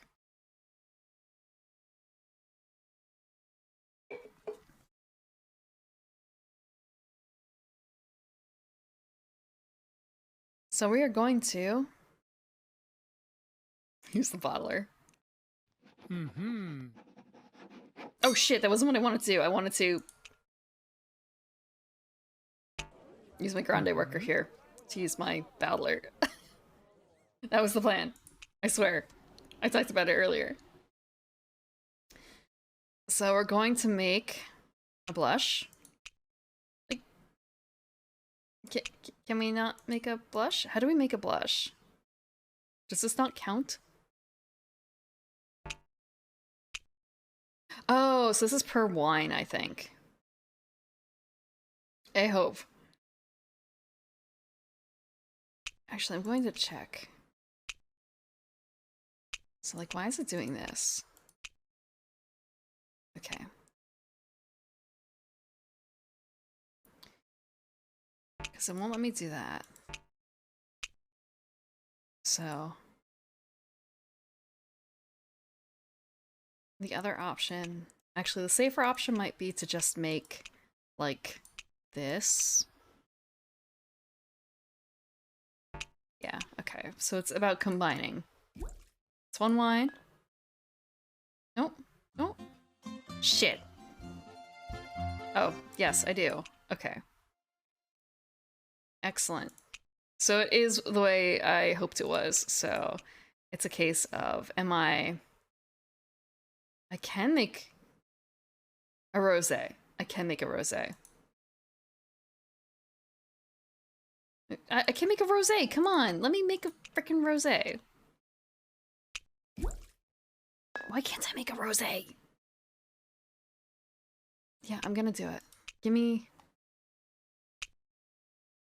Let me make a rosé. What are the rules for rosés? Like, it should be pretty simple. taking 2 tokens and then combining them into one thing. Unless it's a case of they need to meet the minimum of 4. Shit. Okay, that's the problem. So what if I did this?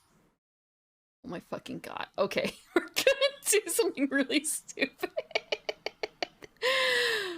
Oh okay. Yeah, it's gonna end up being a 6 rosé. Oh, that's dumb. But it works. So we are making our rosé.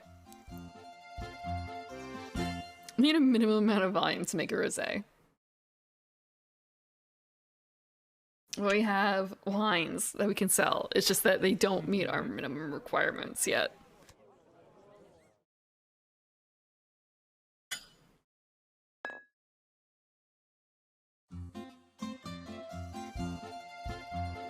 Mm-hmm.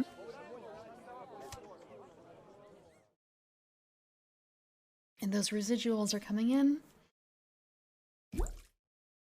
The residuals are coming in.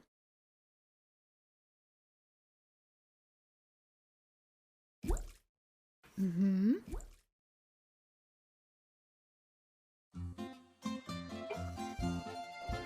Mm-hmm. And I have nothing left. Ends of the year. Everything ages. Wine goes up.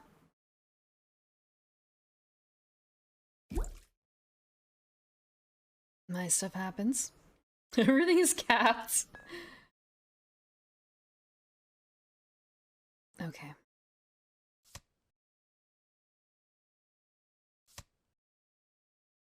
That's what people...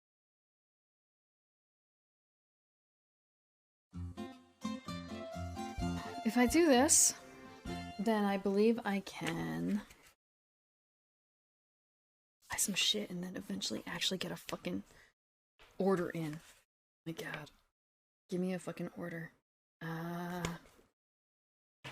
Or I just have to be the first in, and then I get it cheaper. Oh, wait, no, I can do it right away. But I still want to be, I think, the first in for it. Except I can't because someone else took that slot. Fuck. That's one thing, actually. Where does it mark who the first player is? Does it? Like, I can't take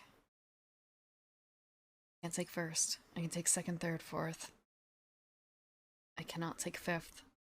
I guess I wish this was a little bit more dramatic in terms of the hover state too. Just a little bit more. It's a very delicate shading that happens when you hover over it. And I want to say with the idea of UX, like if you're playing on a device, if it's the same on like a mobile device or something like that, you need to be a little bit more dramatic about it. Okay. Wine orders. Take the gold if I can. I'm gonna take the gold. It can't hurt. I know it's not the point, and I have so fucking little points.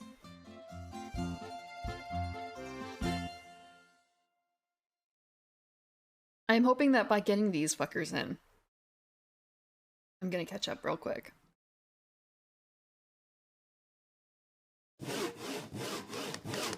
We're gonna build it. We're gonna build the thing.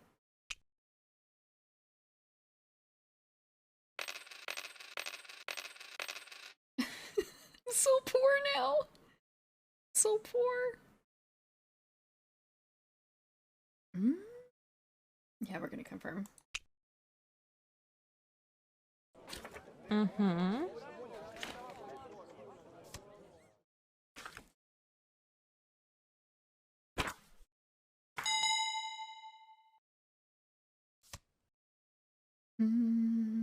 Build one structure. Wait, what? 2 gold discount? Okay. Let me just check. Do I have anything I can still actually build at that cheap of a price? So it's at a 2 gold discount. I only have 2 gold. I cannot afford the windmill. I already have a yoke. I cannot afford a tasting room. I can afford a cottage.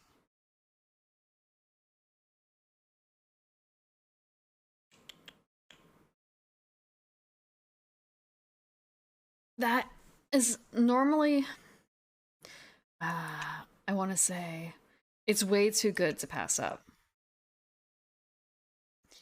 The only one I can afford is the cottage.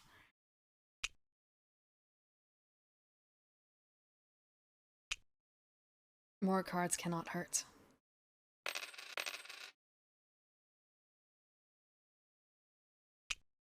More cards cannot hurt.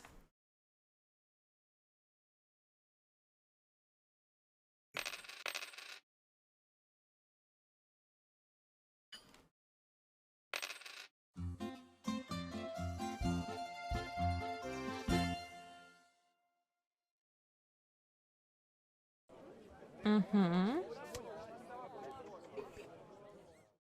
One of my plans actually with my garden was to plant hops or a vine there, but now looking at it, it's kind of a do I really want to go through that effort? And I've heard that hops actually are not quite so hard to do. But part of the problem with hops is, I suppose, like, they may not be hard, but I want to say,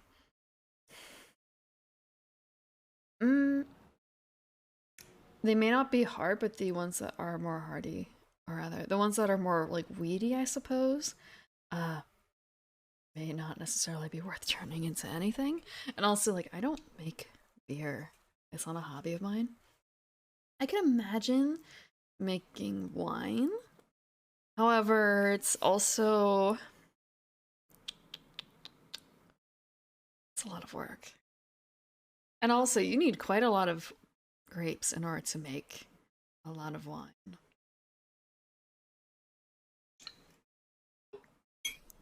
I wouldn't call it wasteful exactly, but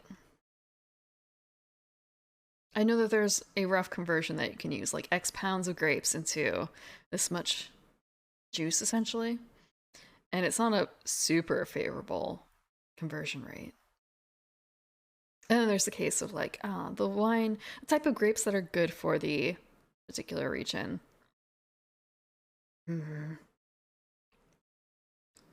patron. And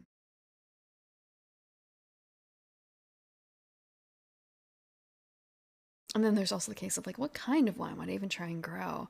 Like, completely ignoring the case of what would the area be good for. Completely ignoring that. Oh, I think I probably want to grow white. Okay. Just like, what can we fulfill this year? We can't fulfill that. We can't fulfill that. We can't fulfill this. So what we really need to... oh, actually, wait. No, we can't fulfill them yet because they haven't aged into it yet.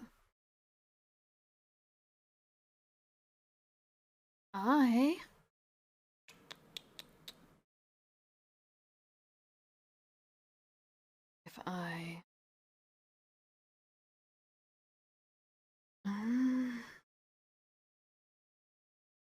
I could train another worker. Actually, I feel like I should train another worker. I'm a little behind in that regard. But also have no gold. Different... what do you mean there's different types of wines? What do you mean? And we're playing a game where there's 4 different types of wines here on the board, and that's not even considering the types of grapes that are in here. Okay. What do I do here? Buying, selling, give a tour, plant a vine card. I'm actually going to 1, 2, 3, 6. If I draw 2, I'm gonna plant 1.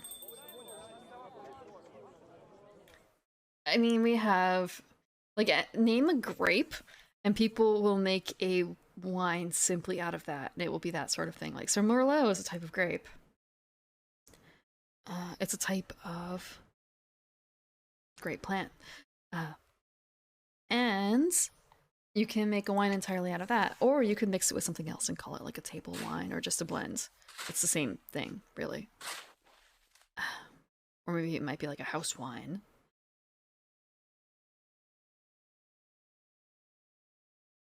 And I want to say, like, the blushes aren't actually made the way that they're shown here, but you gotta kind of fake it for game systems to work. But yeah, if you're interested in wine, it doesn't hurt to do a lot of tastings. Like the more things that you taste, I think the greater the appreciation will be in the end. I want to say I still don't really like most beer, but I have found through tasting a few beers that I do enjoy. And the opposite too.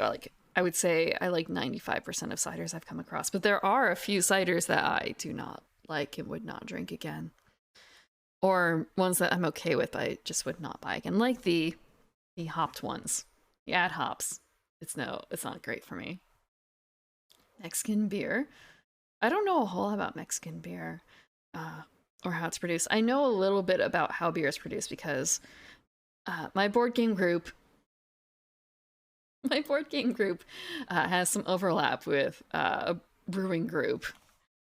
So I've tasted a lot of like a really, it's weird to say niche, but like one-off pieces, but not Mexican beer. Is it still hopped? Like how do you? Beer does not have to be hopped, right? Or at least not for very long.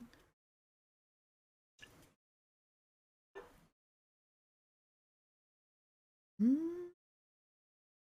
Yeah, if you like wine, or if you're interested in learning more about wine, there's also a manga about it called Drops of God that was put out by Vertical. I think it's been eaten by a different company now because Vertical was kind of eaten as an imprint into some other company. I don't remember which company.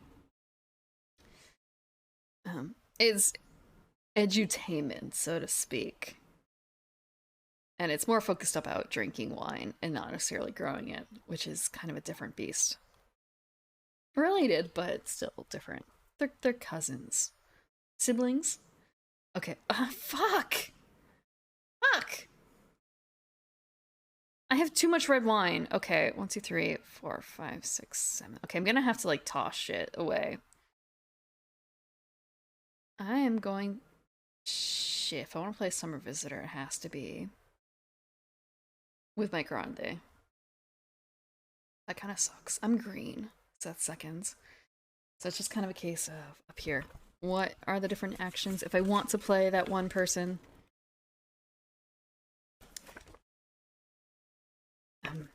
But yeah, so like every year, wine is going to change depending on the condition. So like not all years are created equal, but then again, there are some companies that probably have like a, if you buy, I want to say if you buy like Franzia or something like that, they probably have a taste profile that they've set up that they want to match every year. So they just keep blending shit until it comes out to be approximately the same taste as before. Same with, well, with beer, there's going to be a little bit of variance, I think, with the ingredient quality, but they're using the same recipe, so it's going to turn out the same. Wine, you can use the same recipe, but use different grapes, and it's going to be different. Grapes have a lot more variety in terms of flavor, I think. Well, specific grapes. Because grapes are like dogs a bit. They've been heavily altered from their wild state to get to extreme angles. So you have ones that are specifically made, or not specifically made, but ones that are expected to get frozen in the early fall or winter, like very, very early, not winter. They call it ice wine. Grapes that are expected to become frozen, and that affects the taste, and it makes them like super sweet in the end, like the final cider, not cider, wine. So like it's sweet. You think you like sweet wines? Try an ice wine. It's a dessert wine, and it is. I want to say oftentimes like offensively sugary. I thought I liked sweet wines until I had iced wine, and then it's kind of a okay. I'm gonna step back. I like fruity wines. Grapes are like dogs. Yeah.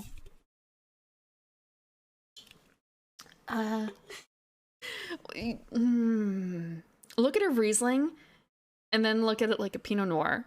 Are they really that similar in the end? It's like a Chihuahua versus a Great Dane.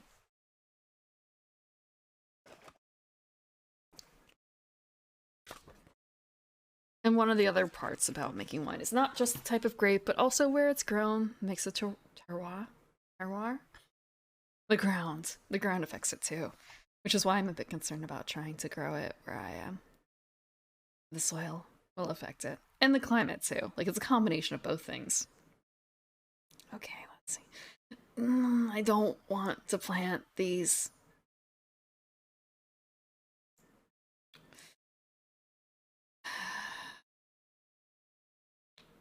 There's so much fucking grass. I'm gonna plant one. Actually, wait, no, I have two actions.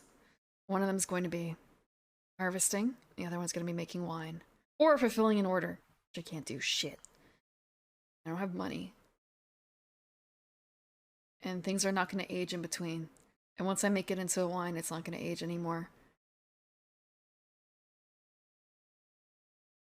If I harvest, this is fucked. I'm going to harvest. I'm going to pass. There's also, I want to say, okay, confirm. So, the game is all about, in this case, old world wines. Hello, Dirk. But there's actually multiple, I want to say species, it might be subspecies of wine. And this is very important because there was one, okay, I have to choose this. I'm gonna choose this guy. We're gonna choose blue. We're gonna choose winter. This is important. Old world versus new worlds. No, it's kind of a maybe it'll get copyright struck by. Maybe it will get copyright struck by Twitch. But no, none of the songs are struck, so it's just kind of a shh. Damn. Okay, I got another card. Caravan. Turn the top card of each deck face up. Draw two of those cards and discard the others. Neat. I'm gonna have to toss so many fucking cards after this. We're gonna confirm. I'm taking more blue. Guest speaker. I should have started drunk for that one instead of trying to get drunk during it. For wine, so New Worlds versus Old World wines. This is important because you've heard of the potato blight, right? In Ireland. So there's a similar one for wine. Like, there was another blight, and it wiped out a whole bunch of crops. Well, a whole bunch of grapes, and it affects, I believe, the roots of Old World. But you know what wasn't affected because they were different enough? New World grapes. So I think one of the terms they could use for the New World ones are like fox grapes, like fox wines. That might be part of the Latin name, honestly.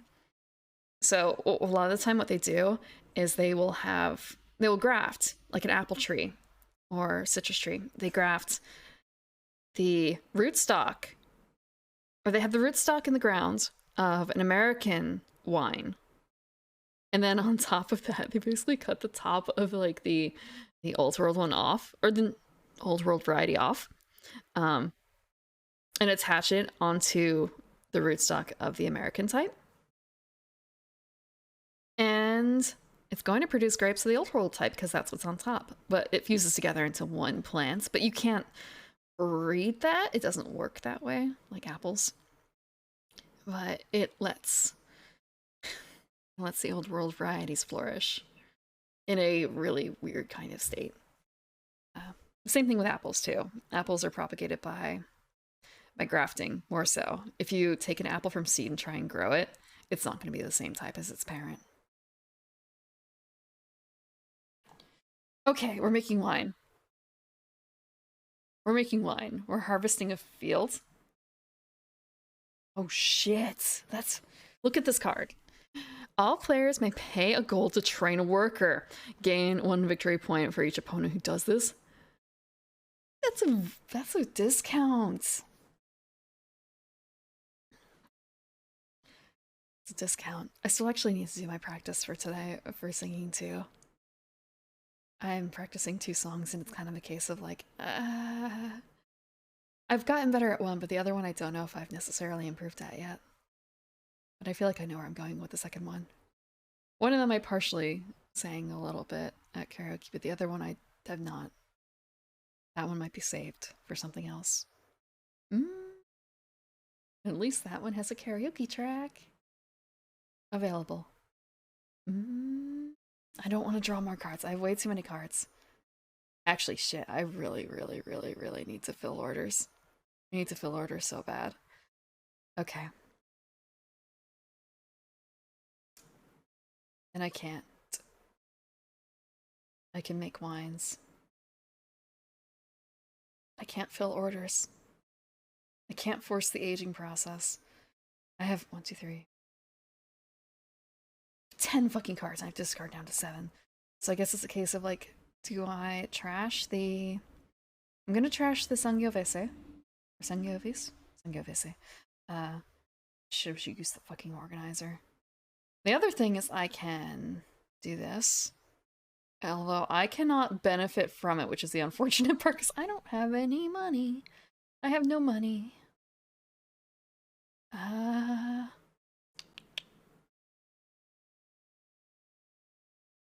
Gonna harvest, I think.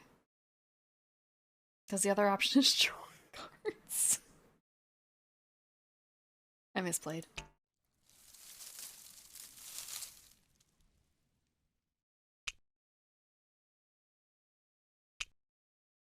Oh shit, wait, can I do 2? Yes, we're gonna harvest another field. We're gonna harvest a 5. Oh, yes. Is there already? Okay, there isn't.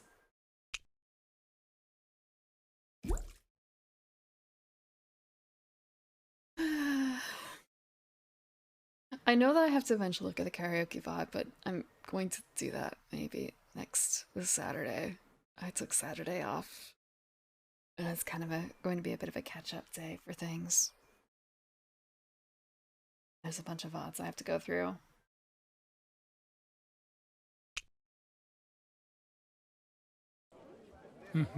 Huh. I didn't realize that this song is just this version of the song that's called Menage a Trois? Menage a Trois? Or is this like the name of it?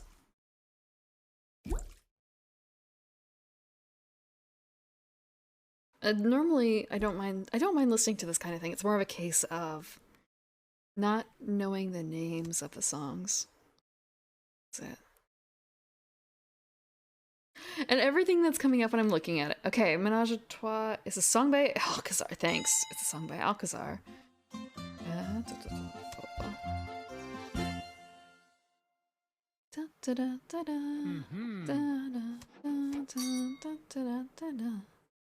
Music. Okay. So I guess it's just this one variety of song that's called that. I don't know the lyrics. I don't know Italian well enough to like look up what the, I guess, original is.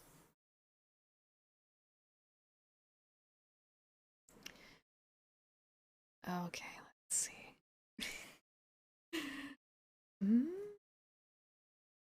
One more action. It's a grande. I can go anywhere. I can be anything. Except it can't really be anything. Because I don't have money. And I don't want to draw more order cards. I can make wine, but it feels dumb to make wine. Actually, I guess it's not the dumbest to make wine. It's not the dumbest. I can make another white. It's just gonna be a little wasteful. Oh, no. I want to do like this. I can't do that. It has to be the 4-5. So I can just make one wine, and I can make another red, or I can make another blush. I already have all this in line. Can I combine 3 into making 1? No.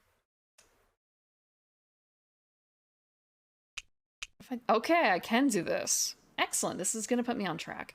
Actually, wait, if I do the... Shit. It's just more like, can I do this?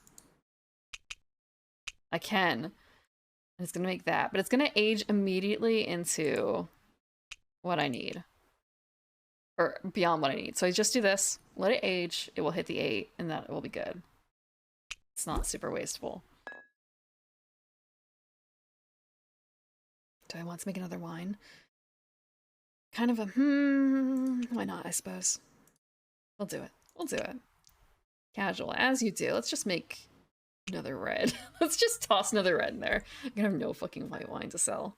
Because I've only got one fucking plant of white wine. Okay, confirm. God. So 7, 8, 10, and I'm still here at 2. But once I finish these orders, I'm gonna be rolling. Once. Mm-hmm.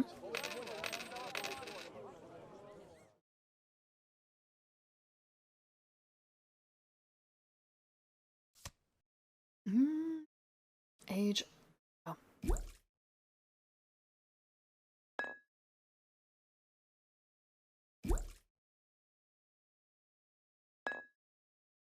Let's see. The aim is 20 points. I am just 18 points shy. 18 points shy. So it's 10 points shy. So I have to discard 3. And discard. Wait, okay, there's more. I can discard the Sangiovese. Oh, this is nice. I don't want to discard the orders because I've been working so hard at them. I probably should have done that earlier. So it's kind of a. I keep meaning to use the organizer. I feel like I'm just going to toss the wines. Or the vines. They're vines. They're not wines.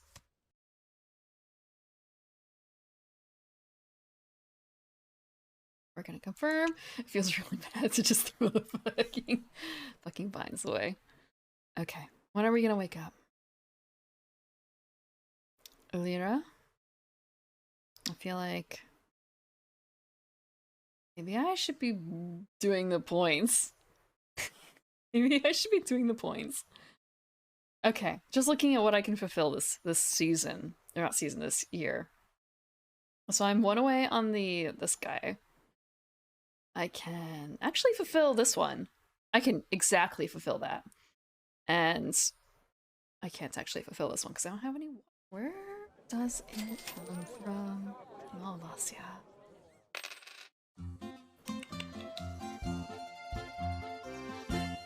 Okay, it's a Mediterranean wine. It's also known as Malvasia with a Z and Malmsey. Ah, but Malmsey is now used for a sweet variety of Madeira wine. So, like, there's 2 kind of properties for making the wines usually. Well, multiple properties, but so you have the type of grape used. But there's also the process too, which can affect the outcome. So I was describing ice wines earlier, and you can use the same grapes without making ice wine. You can make more standard wine. It's more so the properties of the location, like the freeze that does that. And also I'm sure like a bit more further processing down the line by the vintner. So I'm gonna fulfill this one. I can't fulfill that yet.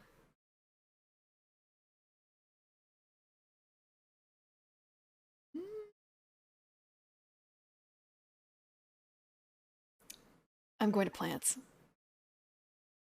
If I can only plant once, it's just kind of a, can I? Okay, we're going to do this. Let's. Oh my heart, we got a Sauv Blanc. Excellent. Excellent. We have white wine. We have white wine.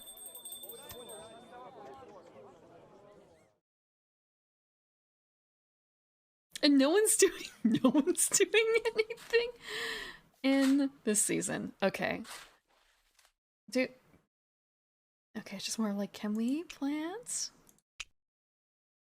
the Sauvignon Blanc? Yeah, we should be able to plant the Sauvignon Blanc here. So 3, 5. So it leaves a space for 1 more, which gives us space for the Malvasia.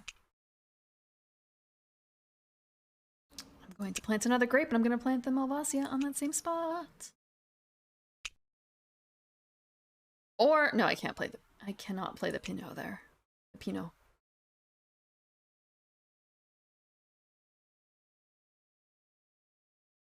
I was a little surprised actually.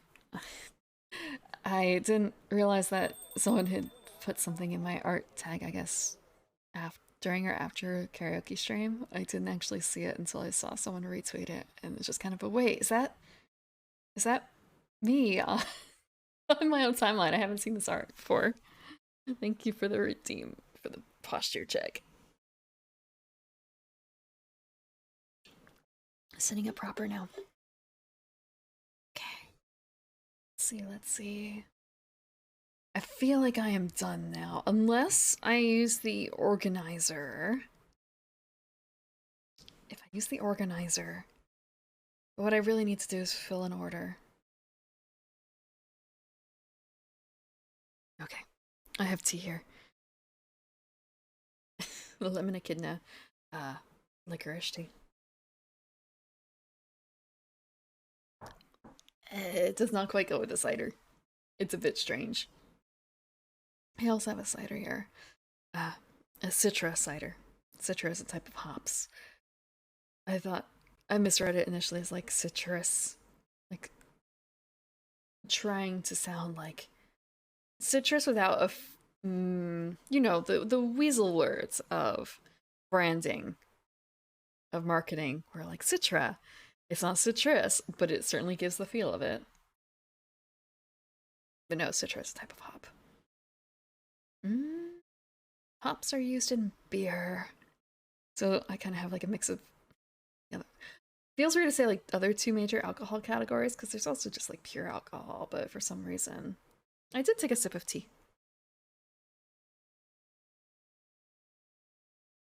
You probably can't hear it though. Like I can make it clink.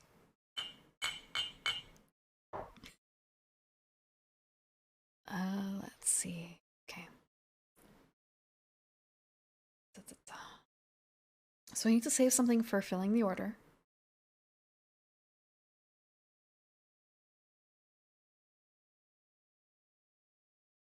I need to fill this order. I cannot fill this order yet.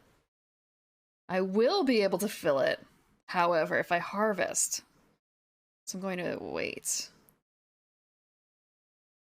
I'm gonna pass. And I'm probably not actually going to be able to fully do this, but we'll see how it goes. We'll see how it goes. I only have 2, so it depends on if other people are filling orders, which they probably are, because, like, not late game, but we're closer to the end than the beginning, despite only having 2 points.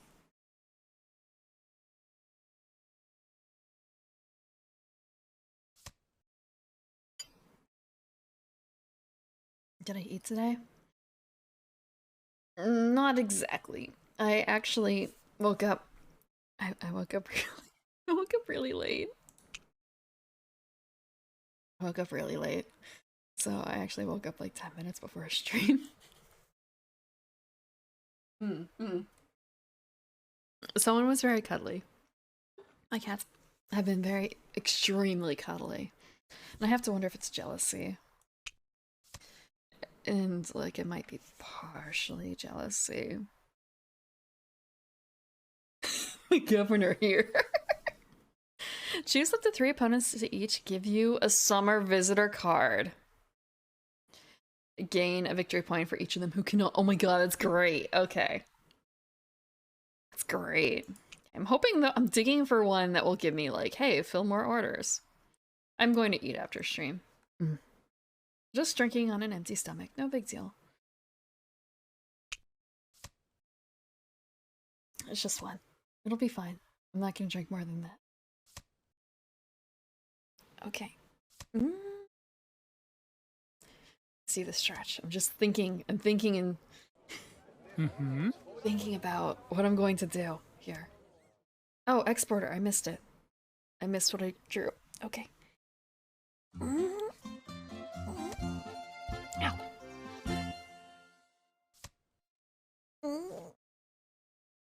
Ow. Okay, actually, can I crack? Ooh. Okay, there was one crack. There's a pop. That was a big pop, though. Oh, I wasn't expecting it to be quite so much. But just one. Like, nothing else did. I have some chicken. I think it's chicken. There's a lot of meat that's just like, I don't question what it is. It's probably chicken.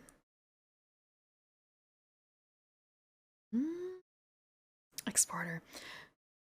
Choose one. Make up to 2 wines. Fill one order or discard 1 grape token set.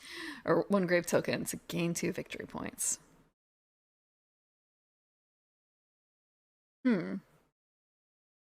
So I can do this. But I think I'm going to do this first. Just looking, okay, so holy shit. Just looking at this guy and like, you didn't do anything this summer. You didn't do anything this summer either. Damn.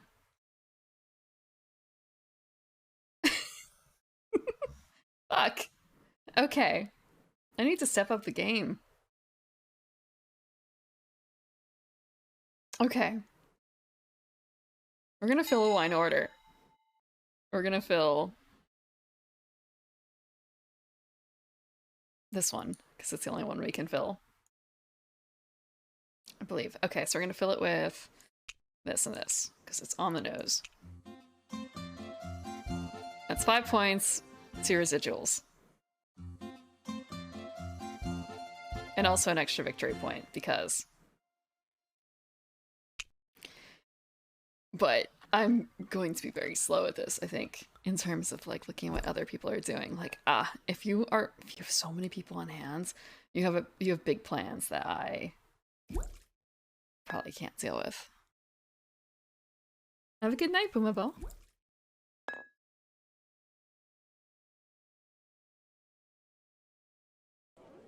Mm-hmm. I want to say I'm not usually a breakfast person, so I usually wait a bit anyway after waking up.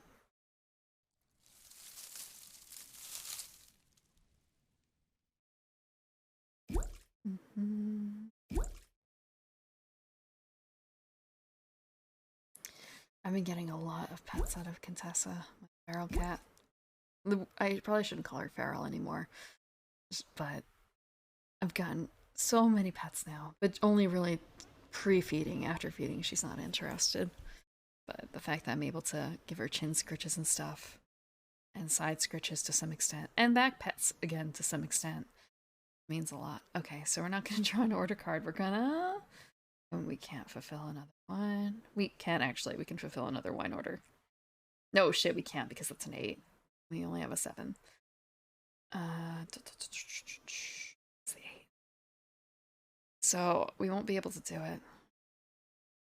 I'm gonna have to discard down. So 1, 2, 3, 4, 5, 6, 7, 8, 9.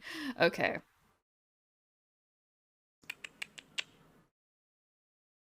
I want to say, if I do this, I'm just gonna end up like trashing a card. 3. Okay.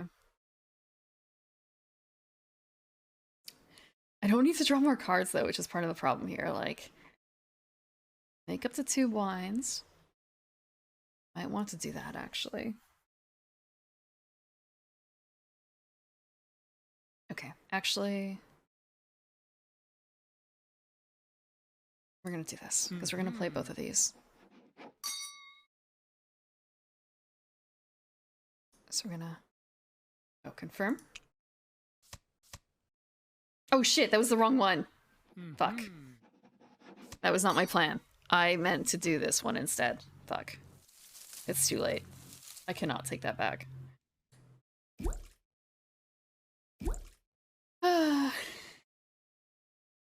I shouldn't drink and play it. Not when it's kind of like, purple, yes. Purple plus. That's obviously the one I want to play, the blue card. Okay. Can I do this? Actually, I can do this one. No, I can't, because they require white wines and I have none. Fuck. So that was a wasted grande. That was a wasted grande.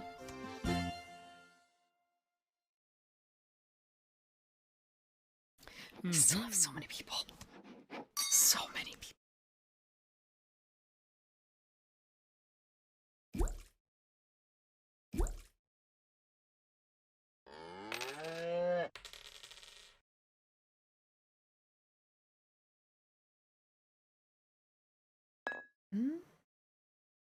Okay. It's so wasteful. It's so wasteful. Mm.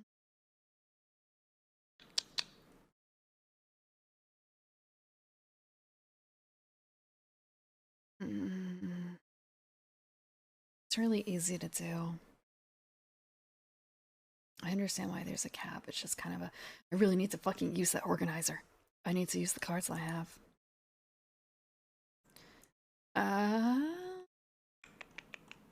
One more.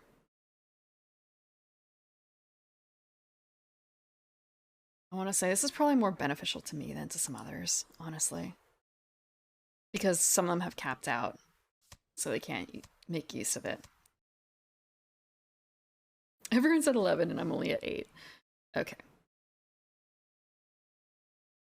But I'm sort of caught up. I sort of caught up.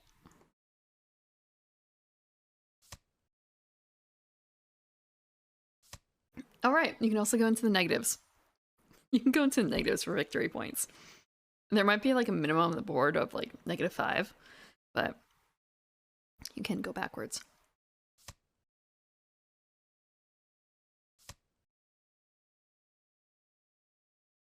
I have the physical copy of the game here, the Wine Crate edition. Let me actually check. Let me flip open the board. Let's see. Well, okay, actually, I think I have multiple copies of the board, and this is... Oh shit, this is the huge copy. Okay, the huge copy starts at -5, then start, and then it goes up to 25. And then there's a...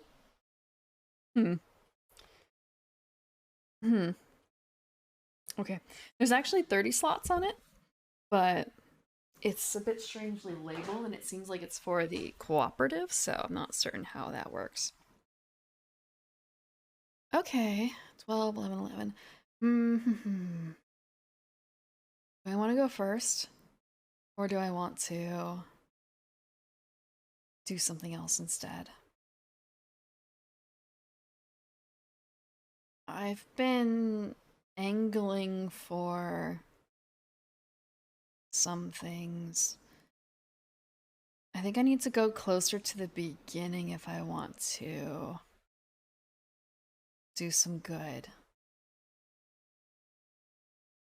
It's simply a case of if I have... I still can't fulfill that because I need to harvest. We're gonna go first. I don't want to leave it up to chance. I don't want to leave it up to chance.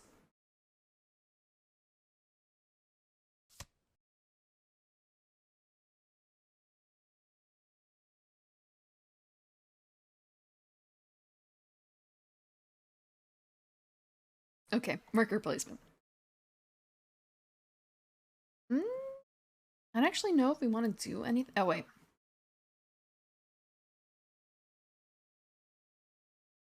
Kind of wondering, like, maybe I should have passed on the organizer. Simply because winter is extremely important right now, so my placement there matters. So, my plan is to harvest. Then I can fill 2 wine orders. And if I don't do anything else, actually, I get the exporter. No, the governor. Or shit. Guest speaker? They're also such good options. I might actually just pass on summer entirely. So I can focus on winter. So I can focus on harvesting and such.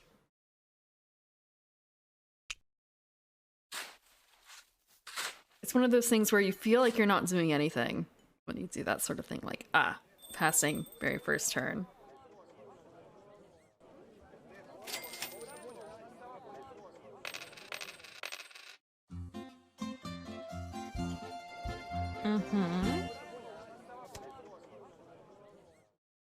The swindler, what? It's like a fast forward too, but we may give them. Shit.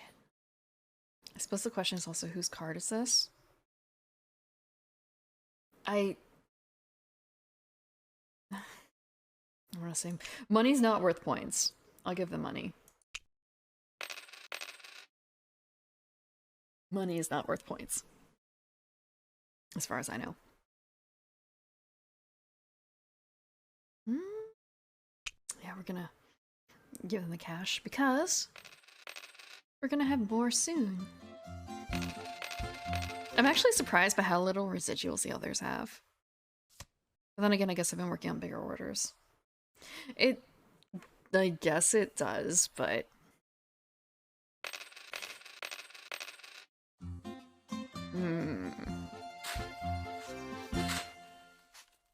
Money isn't everything, though.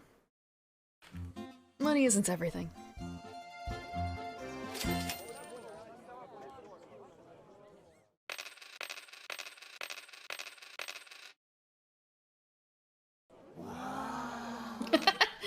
There's a certain minimum of money that makes happiness much easier to acquire. After a certain point, though, it definitely... I don't want to say it goes down, but it doesn't increase exponentially or anything like that.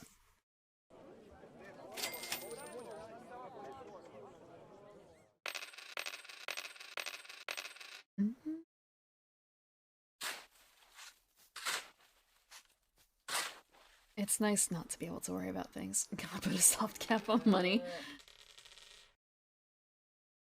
I want to say...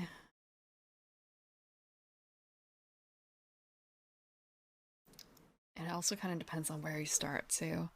I know someone who probably started a bit better off than some others, and the casualness of some things is just kind of a, huh, really? Really?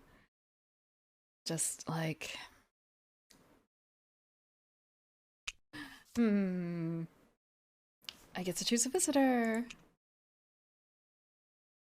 Being able to... Yeah, drop things so that they can go travel. Not having to worry about being useful in whatever they're studying at because they have a constant fallback. Or rather, even picking in fields where it's, I want to say, a hobby field more than anything else.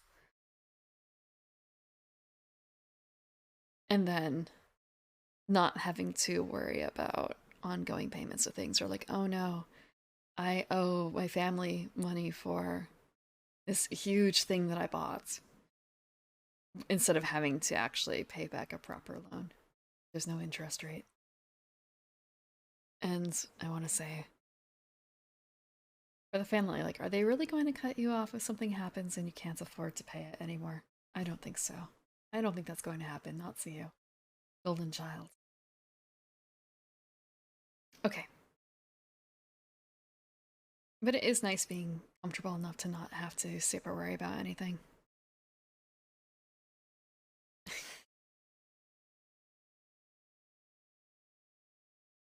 But then again, maybe that's just the way that I live, where it makes it all easier to deal with. Okay, Horticulturist is our new card for a summer visitor. Plants any vine, even if you don't have the required structures, or uproot and discard 2 vines to gain 3. Shit. That, like, this is one of those cards that can make or break early game. Like, being able to skip having to buy something. Okay. It's fall. Yeah, it's fall. And now it's Master Vintner time. Or rather, Master Vintner is the card that we got for our second one. AI is computing. AI is computing. I'm gonna duck real quick so you can see, like, it says in the corner, AI is computing.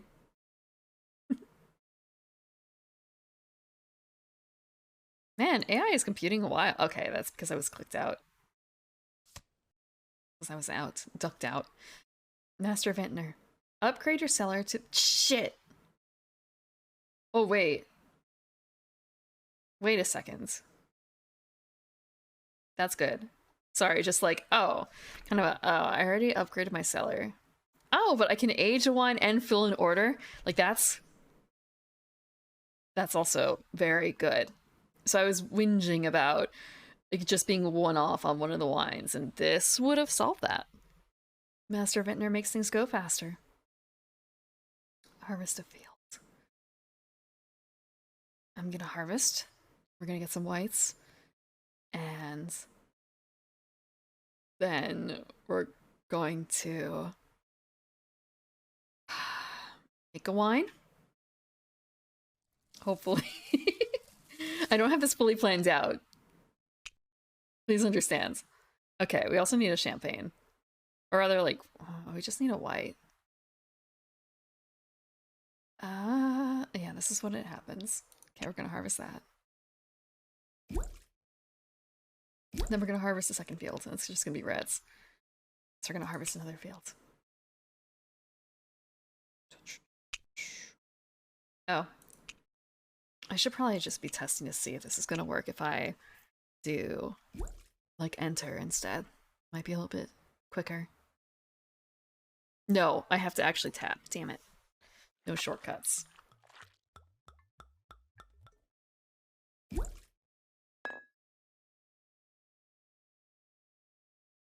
I want to say I actually have been to some people's homes where they have their own grape trellises and have done their own like winemaking, and I would say that you don't have to be like rich to do either one of those things. I mean, you just have to have a good green thumb to plant and keep grapes.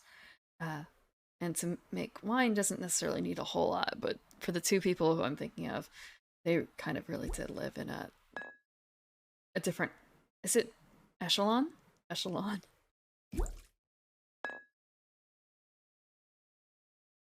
And they were one of them, the ones who made their own, or the ones who taught me that when you are in between tastings of wine, you don't wash out the glass. You just need to wipe it out with like a napkin. That's all. Don't wash the glass. I don't exactly think they explained why. But I've also seen that happen in other locations too.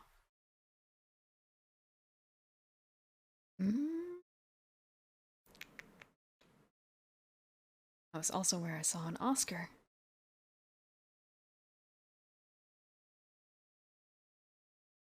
Let's see. I am going to... Do I make wine and then I still have like 3 more? Or wait. Age a wine. Okay.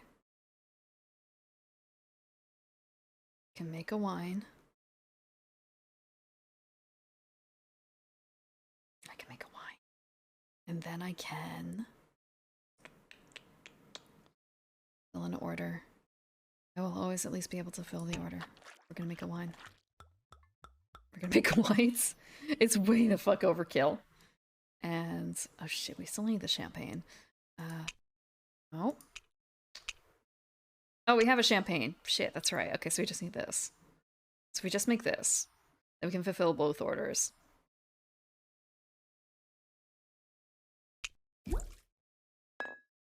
And then our initial orders are gone. It's done. And we are... Oh, do I want to make another one? We might as well. There's no harm in being prepared. We're gonna make a... We're gonna make a red. We're gonna let the other... Well, we're gonna let the other one simmer a little bit longer. So I guess it's just a question of like, am I gonna lose this turn? Or in a bit, like, do they have stuff up their sleeves? Oh, he can't because he spent everything. I'm the only one who actually has anything left.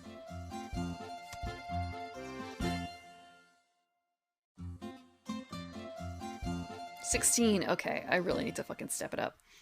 Okay, 2 more things. Okay, so we're going to fill an order. So filling an order. Do I have anything else that can help with this?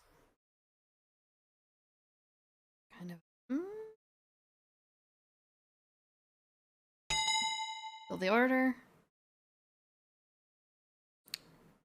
Fill this order.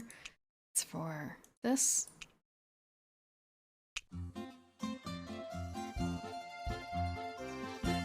the last one is going to be bringing us up to 18. I'm still going to have to discard down. And we still have the Grande.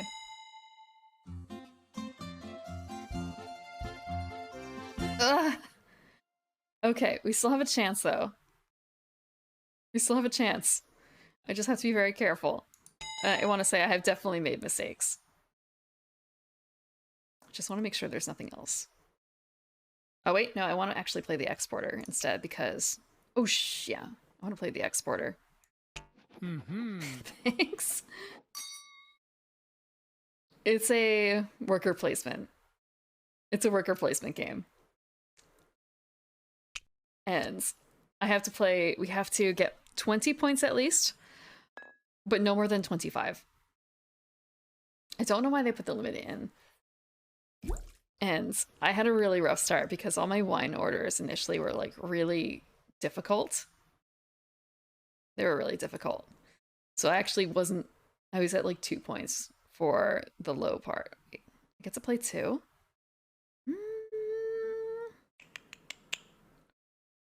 Actually, wait, hold on. I might be able to eke this out. 4. If I fill this, I can end the game. I'm gonna end the game because I will use this to gain 2, and then this. So I'm going to end the game, and I get to play 2, but I don't have to play 2. And it plays through the end of the season for points, and this is going to be the end of the season, so I don't think we're going to get another year out of it. And I don't want to give them the chance to do this. Oh, actually, I can also do this. Who cannot. Okay, but that won't actually get me anything because they all have a yellow card who can do this. The other option is this, and I don't have... Oh, wait. No. I have a wine order, but I can't do anything about it. Oh, shit. It's a discard. Fuck. I didn't realize I can't do it this turn. It's upcoming turn. Okay, I could do this. I'm actually not going to use her. I should discard something else. This is actually not very useful right now either. I misunderstood. I thought it was something else.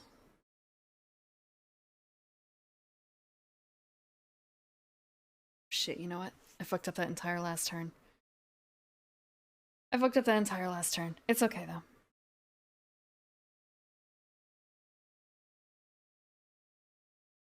I'm pretty certain.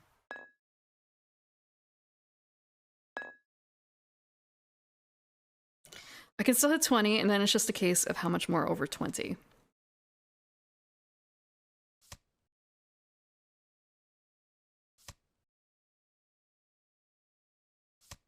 Or in some cases, can I force the others to go over 20?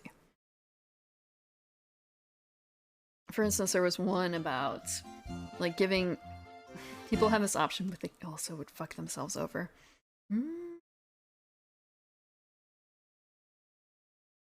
No. Okay.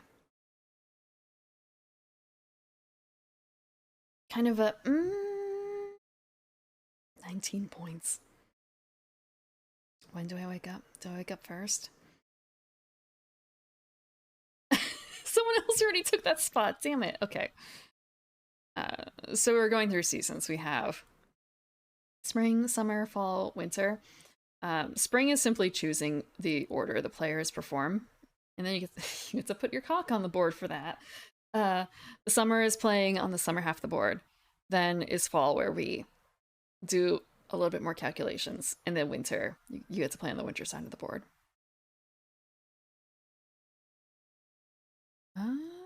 So it's kind of a case of, I know I'm going to get some more cards coming up, so I don't need a whole lot more, and I can't do that.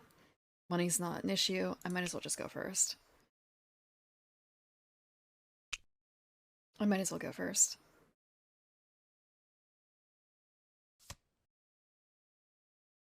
So yeah, you can see on the right side here behind me that that's the turn board. And I don't think I'm going to do anything here. Unless I want to quickly sell something, because I have this. Don't have any whites. And it's a case of... when I play the exporter, I'm going to fill this, and it's going to get me to 20. If I do this, at the same time, it's going to get me to 23. I want to double check what happens with the, like, cannot go over 25. Ah, you know what? That's right. So 25 is simply the cap of points, so I should be aiming to get as high over that as possible. Well, up to 25 and no more. And then after that, we start counting on who has the most gold, which would be me. So, unless they can catch up with the gold section. However, so I want to get...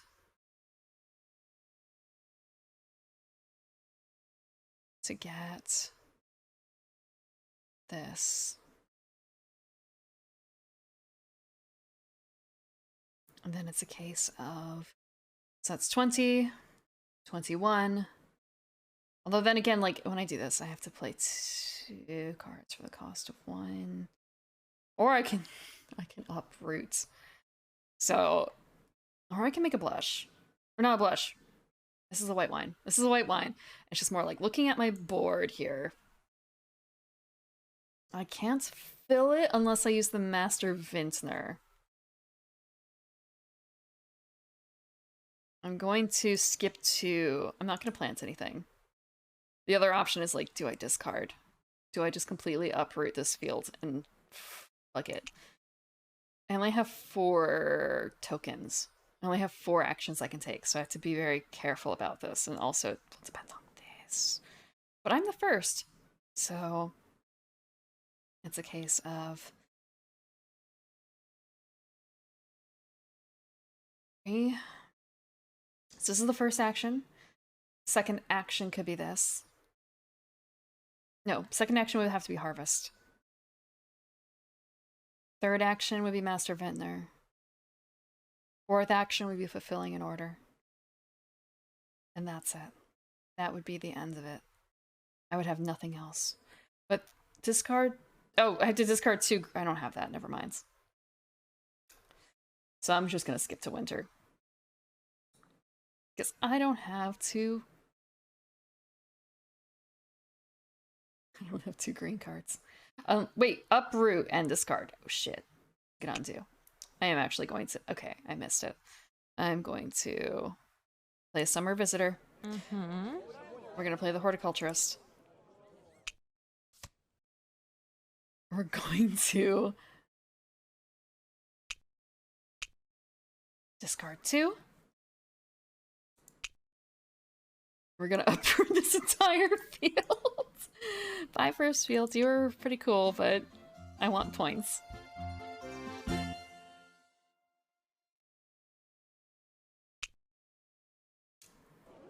Mm-hmm. I want points.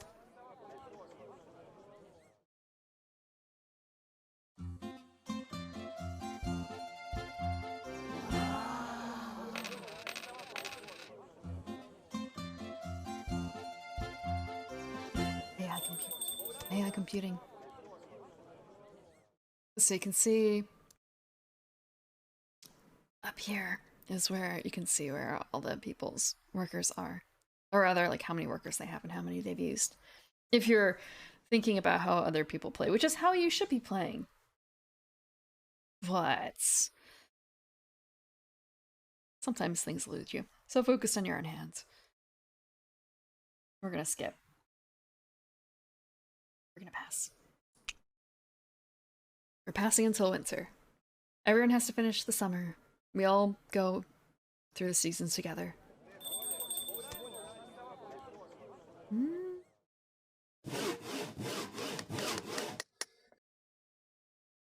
I have to wonder how many of my games that I have automata versions that don't have a digital version yet. Because I was looking through, and I mean, Root has automata. It's got the mechanical marquise and stuff like that. This has an automata version. And I think Scythe also supports one player has the Automata version. We'll go with this because then we can actually have a chance of using it. A judge.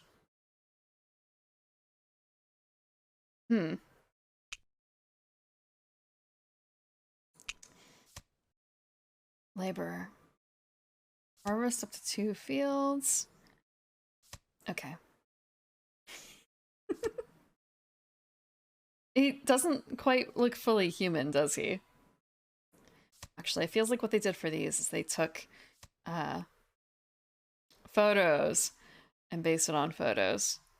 That's not a bad thing. It's just more so like that helps give it the painterly, quickly gives it a painterly quality. But also he just reminds me a little bit of, what is it, Mark Zuckerberg a little bit? Maybe it's the haircut. It's not a bowl cut, it's not a bowl, but just, and it's not bangs either. I don't know how to describe male hairstyles very well. I know women's hairstyles a decent amount. Not men's, so like, what would you call that kind of cut? What do you do when you go to the barber or whatever, the hairstylist, and ask for something like this?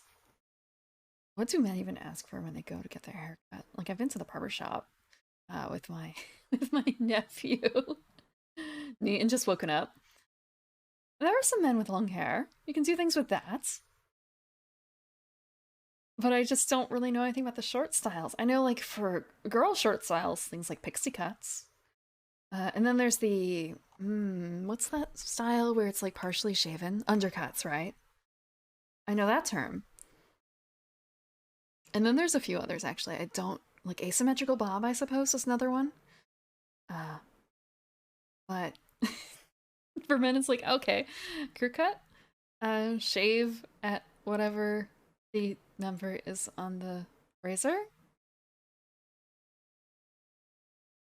Ask him to shave it. Just like all off. Or like give him a number, because I have heard of that. My sister, when she became engaged, like just beforehand, her boyfriend at the time was making sure he looked good, and he was going to give himself a fresh haircut for the proposal to look good for photos and stuff, to look his best. And he forgot to put on the guard or whatever, or he forgot to put the guard onto the right setting. So instead of getting his whatever number cut to himself, he ends up just shaving like a bald stripe down his head. So it was just like, well, fuck it, I guess I have to shave it all off and then just wear a hat and live this down, like accidentally proposing bald. And thankfully for him, it's grown back.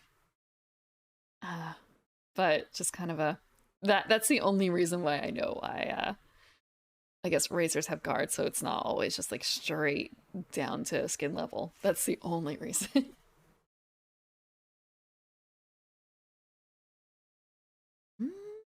Okay, I had a plan and I already forgot what the plan was. I was gonna harvest.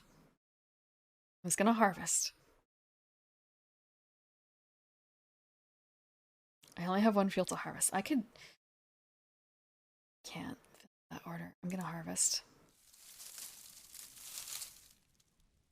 We're gonna harvest this field.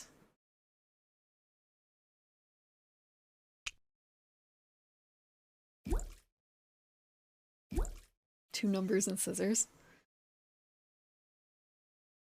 I want to say,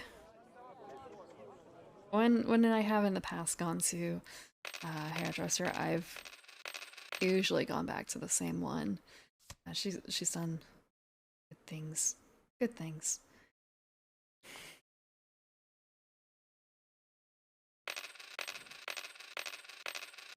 Oh, that's a lot of money. Okay, that's 20 points for him.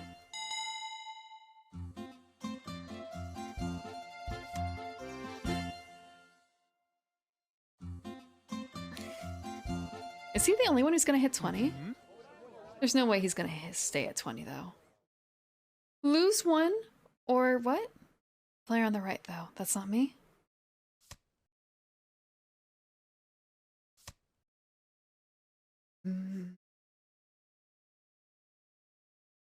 I want to say.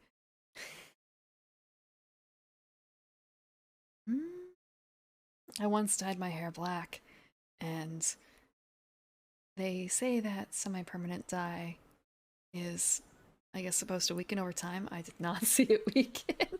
It stayed black. But I suppose that's what happens when you dye it pitch black. And it looked a little strange growing out, so I had to enlist the hairdresser to help make it look maybe not natural, but at least interesting. So she did a very good job there.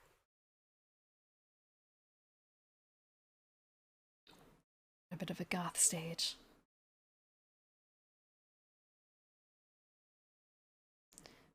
Okay.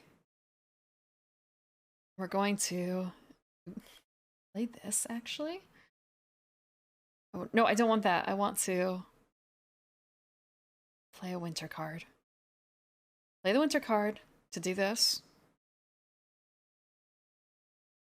To age a wine and fulfill it. And then, after that, the last thing is going to be this, and hope that I can... No, not that. Shit, I need to fill an order. There's only one left. This is going to be a case of, can I... Wait, I can still do it with the export. That was the plan. I can do this. No, not draw. Shit, I need to play a winter visitor still. Fuck. I can only play one. That's the problem here. So which one's worth more?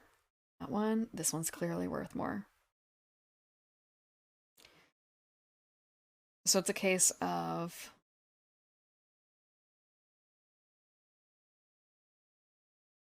export.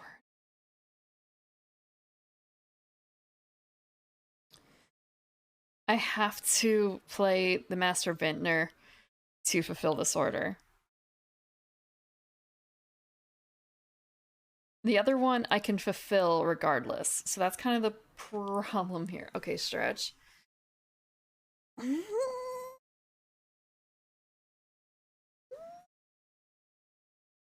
Ow. Okay.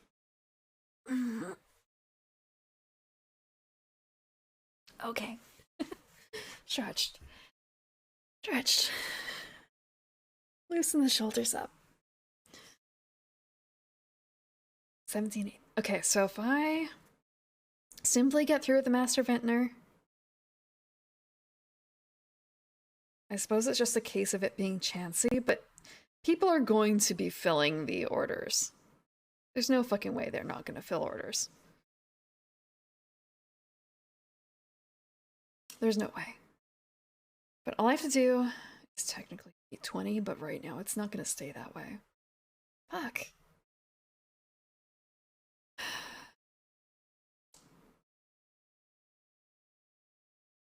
Fuck.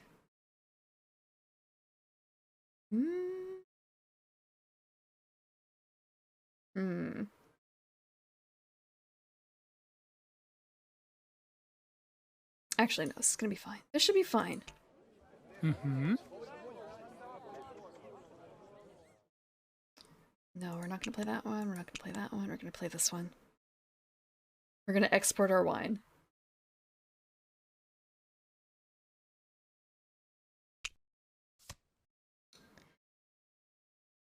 We're gonna fulfill this.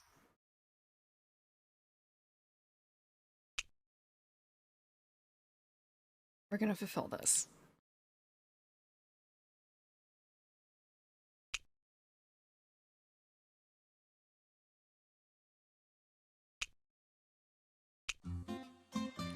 And that's going to be the end of it for us because we cannot play the Master Vintner and we still have one left. I guess the next thing, we can't play any of our other cards. The next best thing is going to be... Yeah, there's nothing else for us. Mm-hmm. I guess earning gold, but I don't think it's gonna be enough. They still have a grande.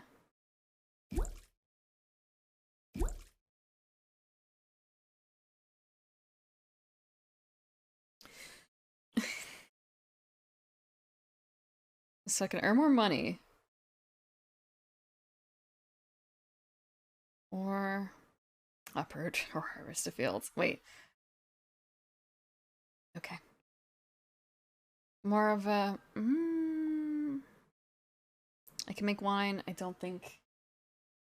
Okay, the total value of the wine in the cellar is also a thing, but it's not going to come up because, again, unless they can earn a lot of gold quickly, I'm going to probably win on that line.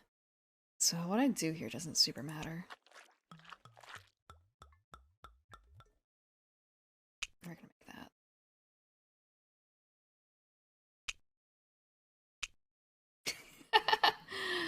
Okay, so when we're making champagne, 2 reds and a white, it doesn't matter what the numbers are as long as we take 3 things of those colors and make them into one. So just more of a if I want more. Wait, they never even bought like a high. 2 of them never even bought a high quality cellar. So wait, just counting real quick card counting. So like 12 is the value in their cellar. 18, 22 in their cellar, 12, 15. Versus I have a 9 and a 6. That's 15.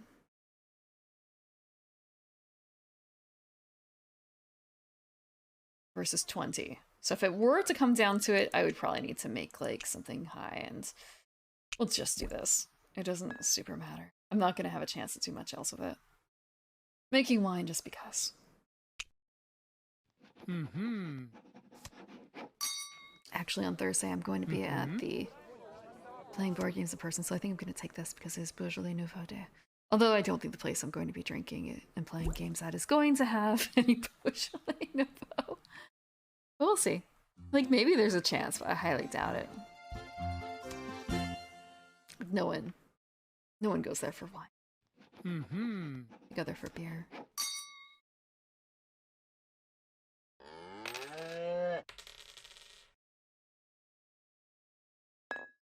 Yep. Okay, second, because someone got 23. Yep. Yep. There's no reason to continue the aging. Not when there's the victory points. But I'm definitely made like 2 or 3 different errors that contributed to this. So this was easy because I haven't played this in a few years. And also, I am not familiar with the UI, so I think next time I play this, next week I'm going to try and actually get a Beaujolais Nouveau. And we'll try it with regular AI. Oh, actually, yeah, we'll do that. Maybe. I just realized, like, wait, but no, I have something else on my schedule, but it's not for Tuesday. Next week, maybe a little bit board game heavy, though.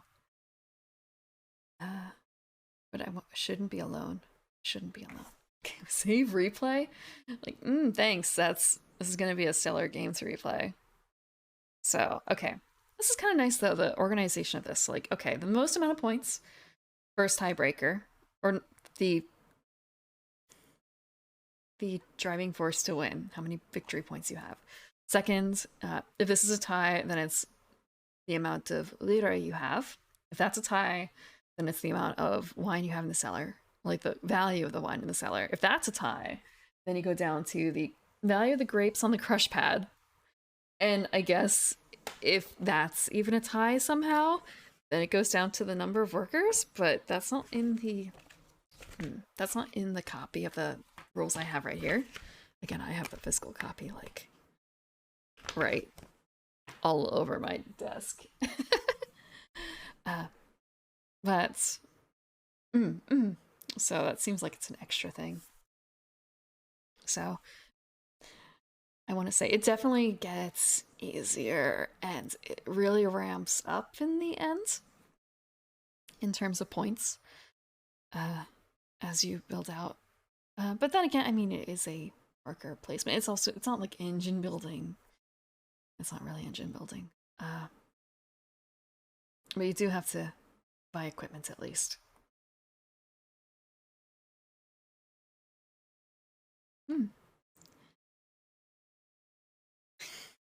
Next time I'm going to Next time. Next time, I'm gonna have a little bit more practice under my belt with that. Hopefully I'll get to break it out as well on Thursday and bring it back on Tuesday for a rematch.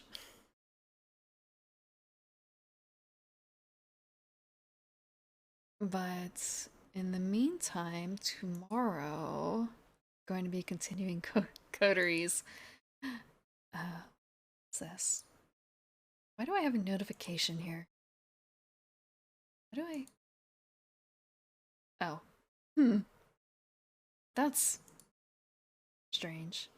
Oh. Huh. I got a gift sub, and I have no idea who I got the gift sub to. Don't know who that is. I truly never heard of them, but I guess I'll check them out. Actually, just kind of it's not someone that no, I've never heard of the person who gifted it either. Like, did I get a gift sub from someone that I know? No. So tomorrow's going to be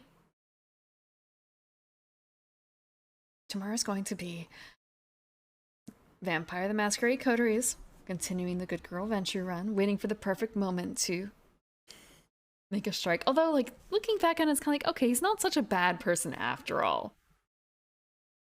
He's not such a bad person after all. But we are going to make our sire pay. We're going to make him pay.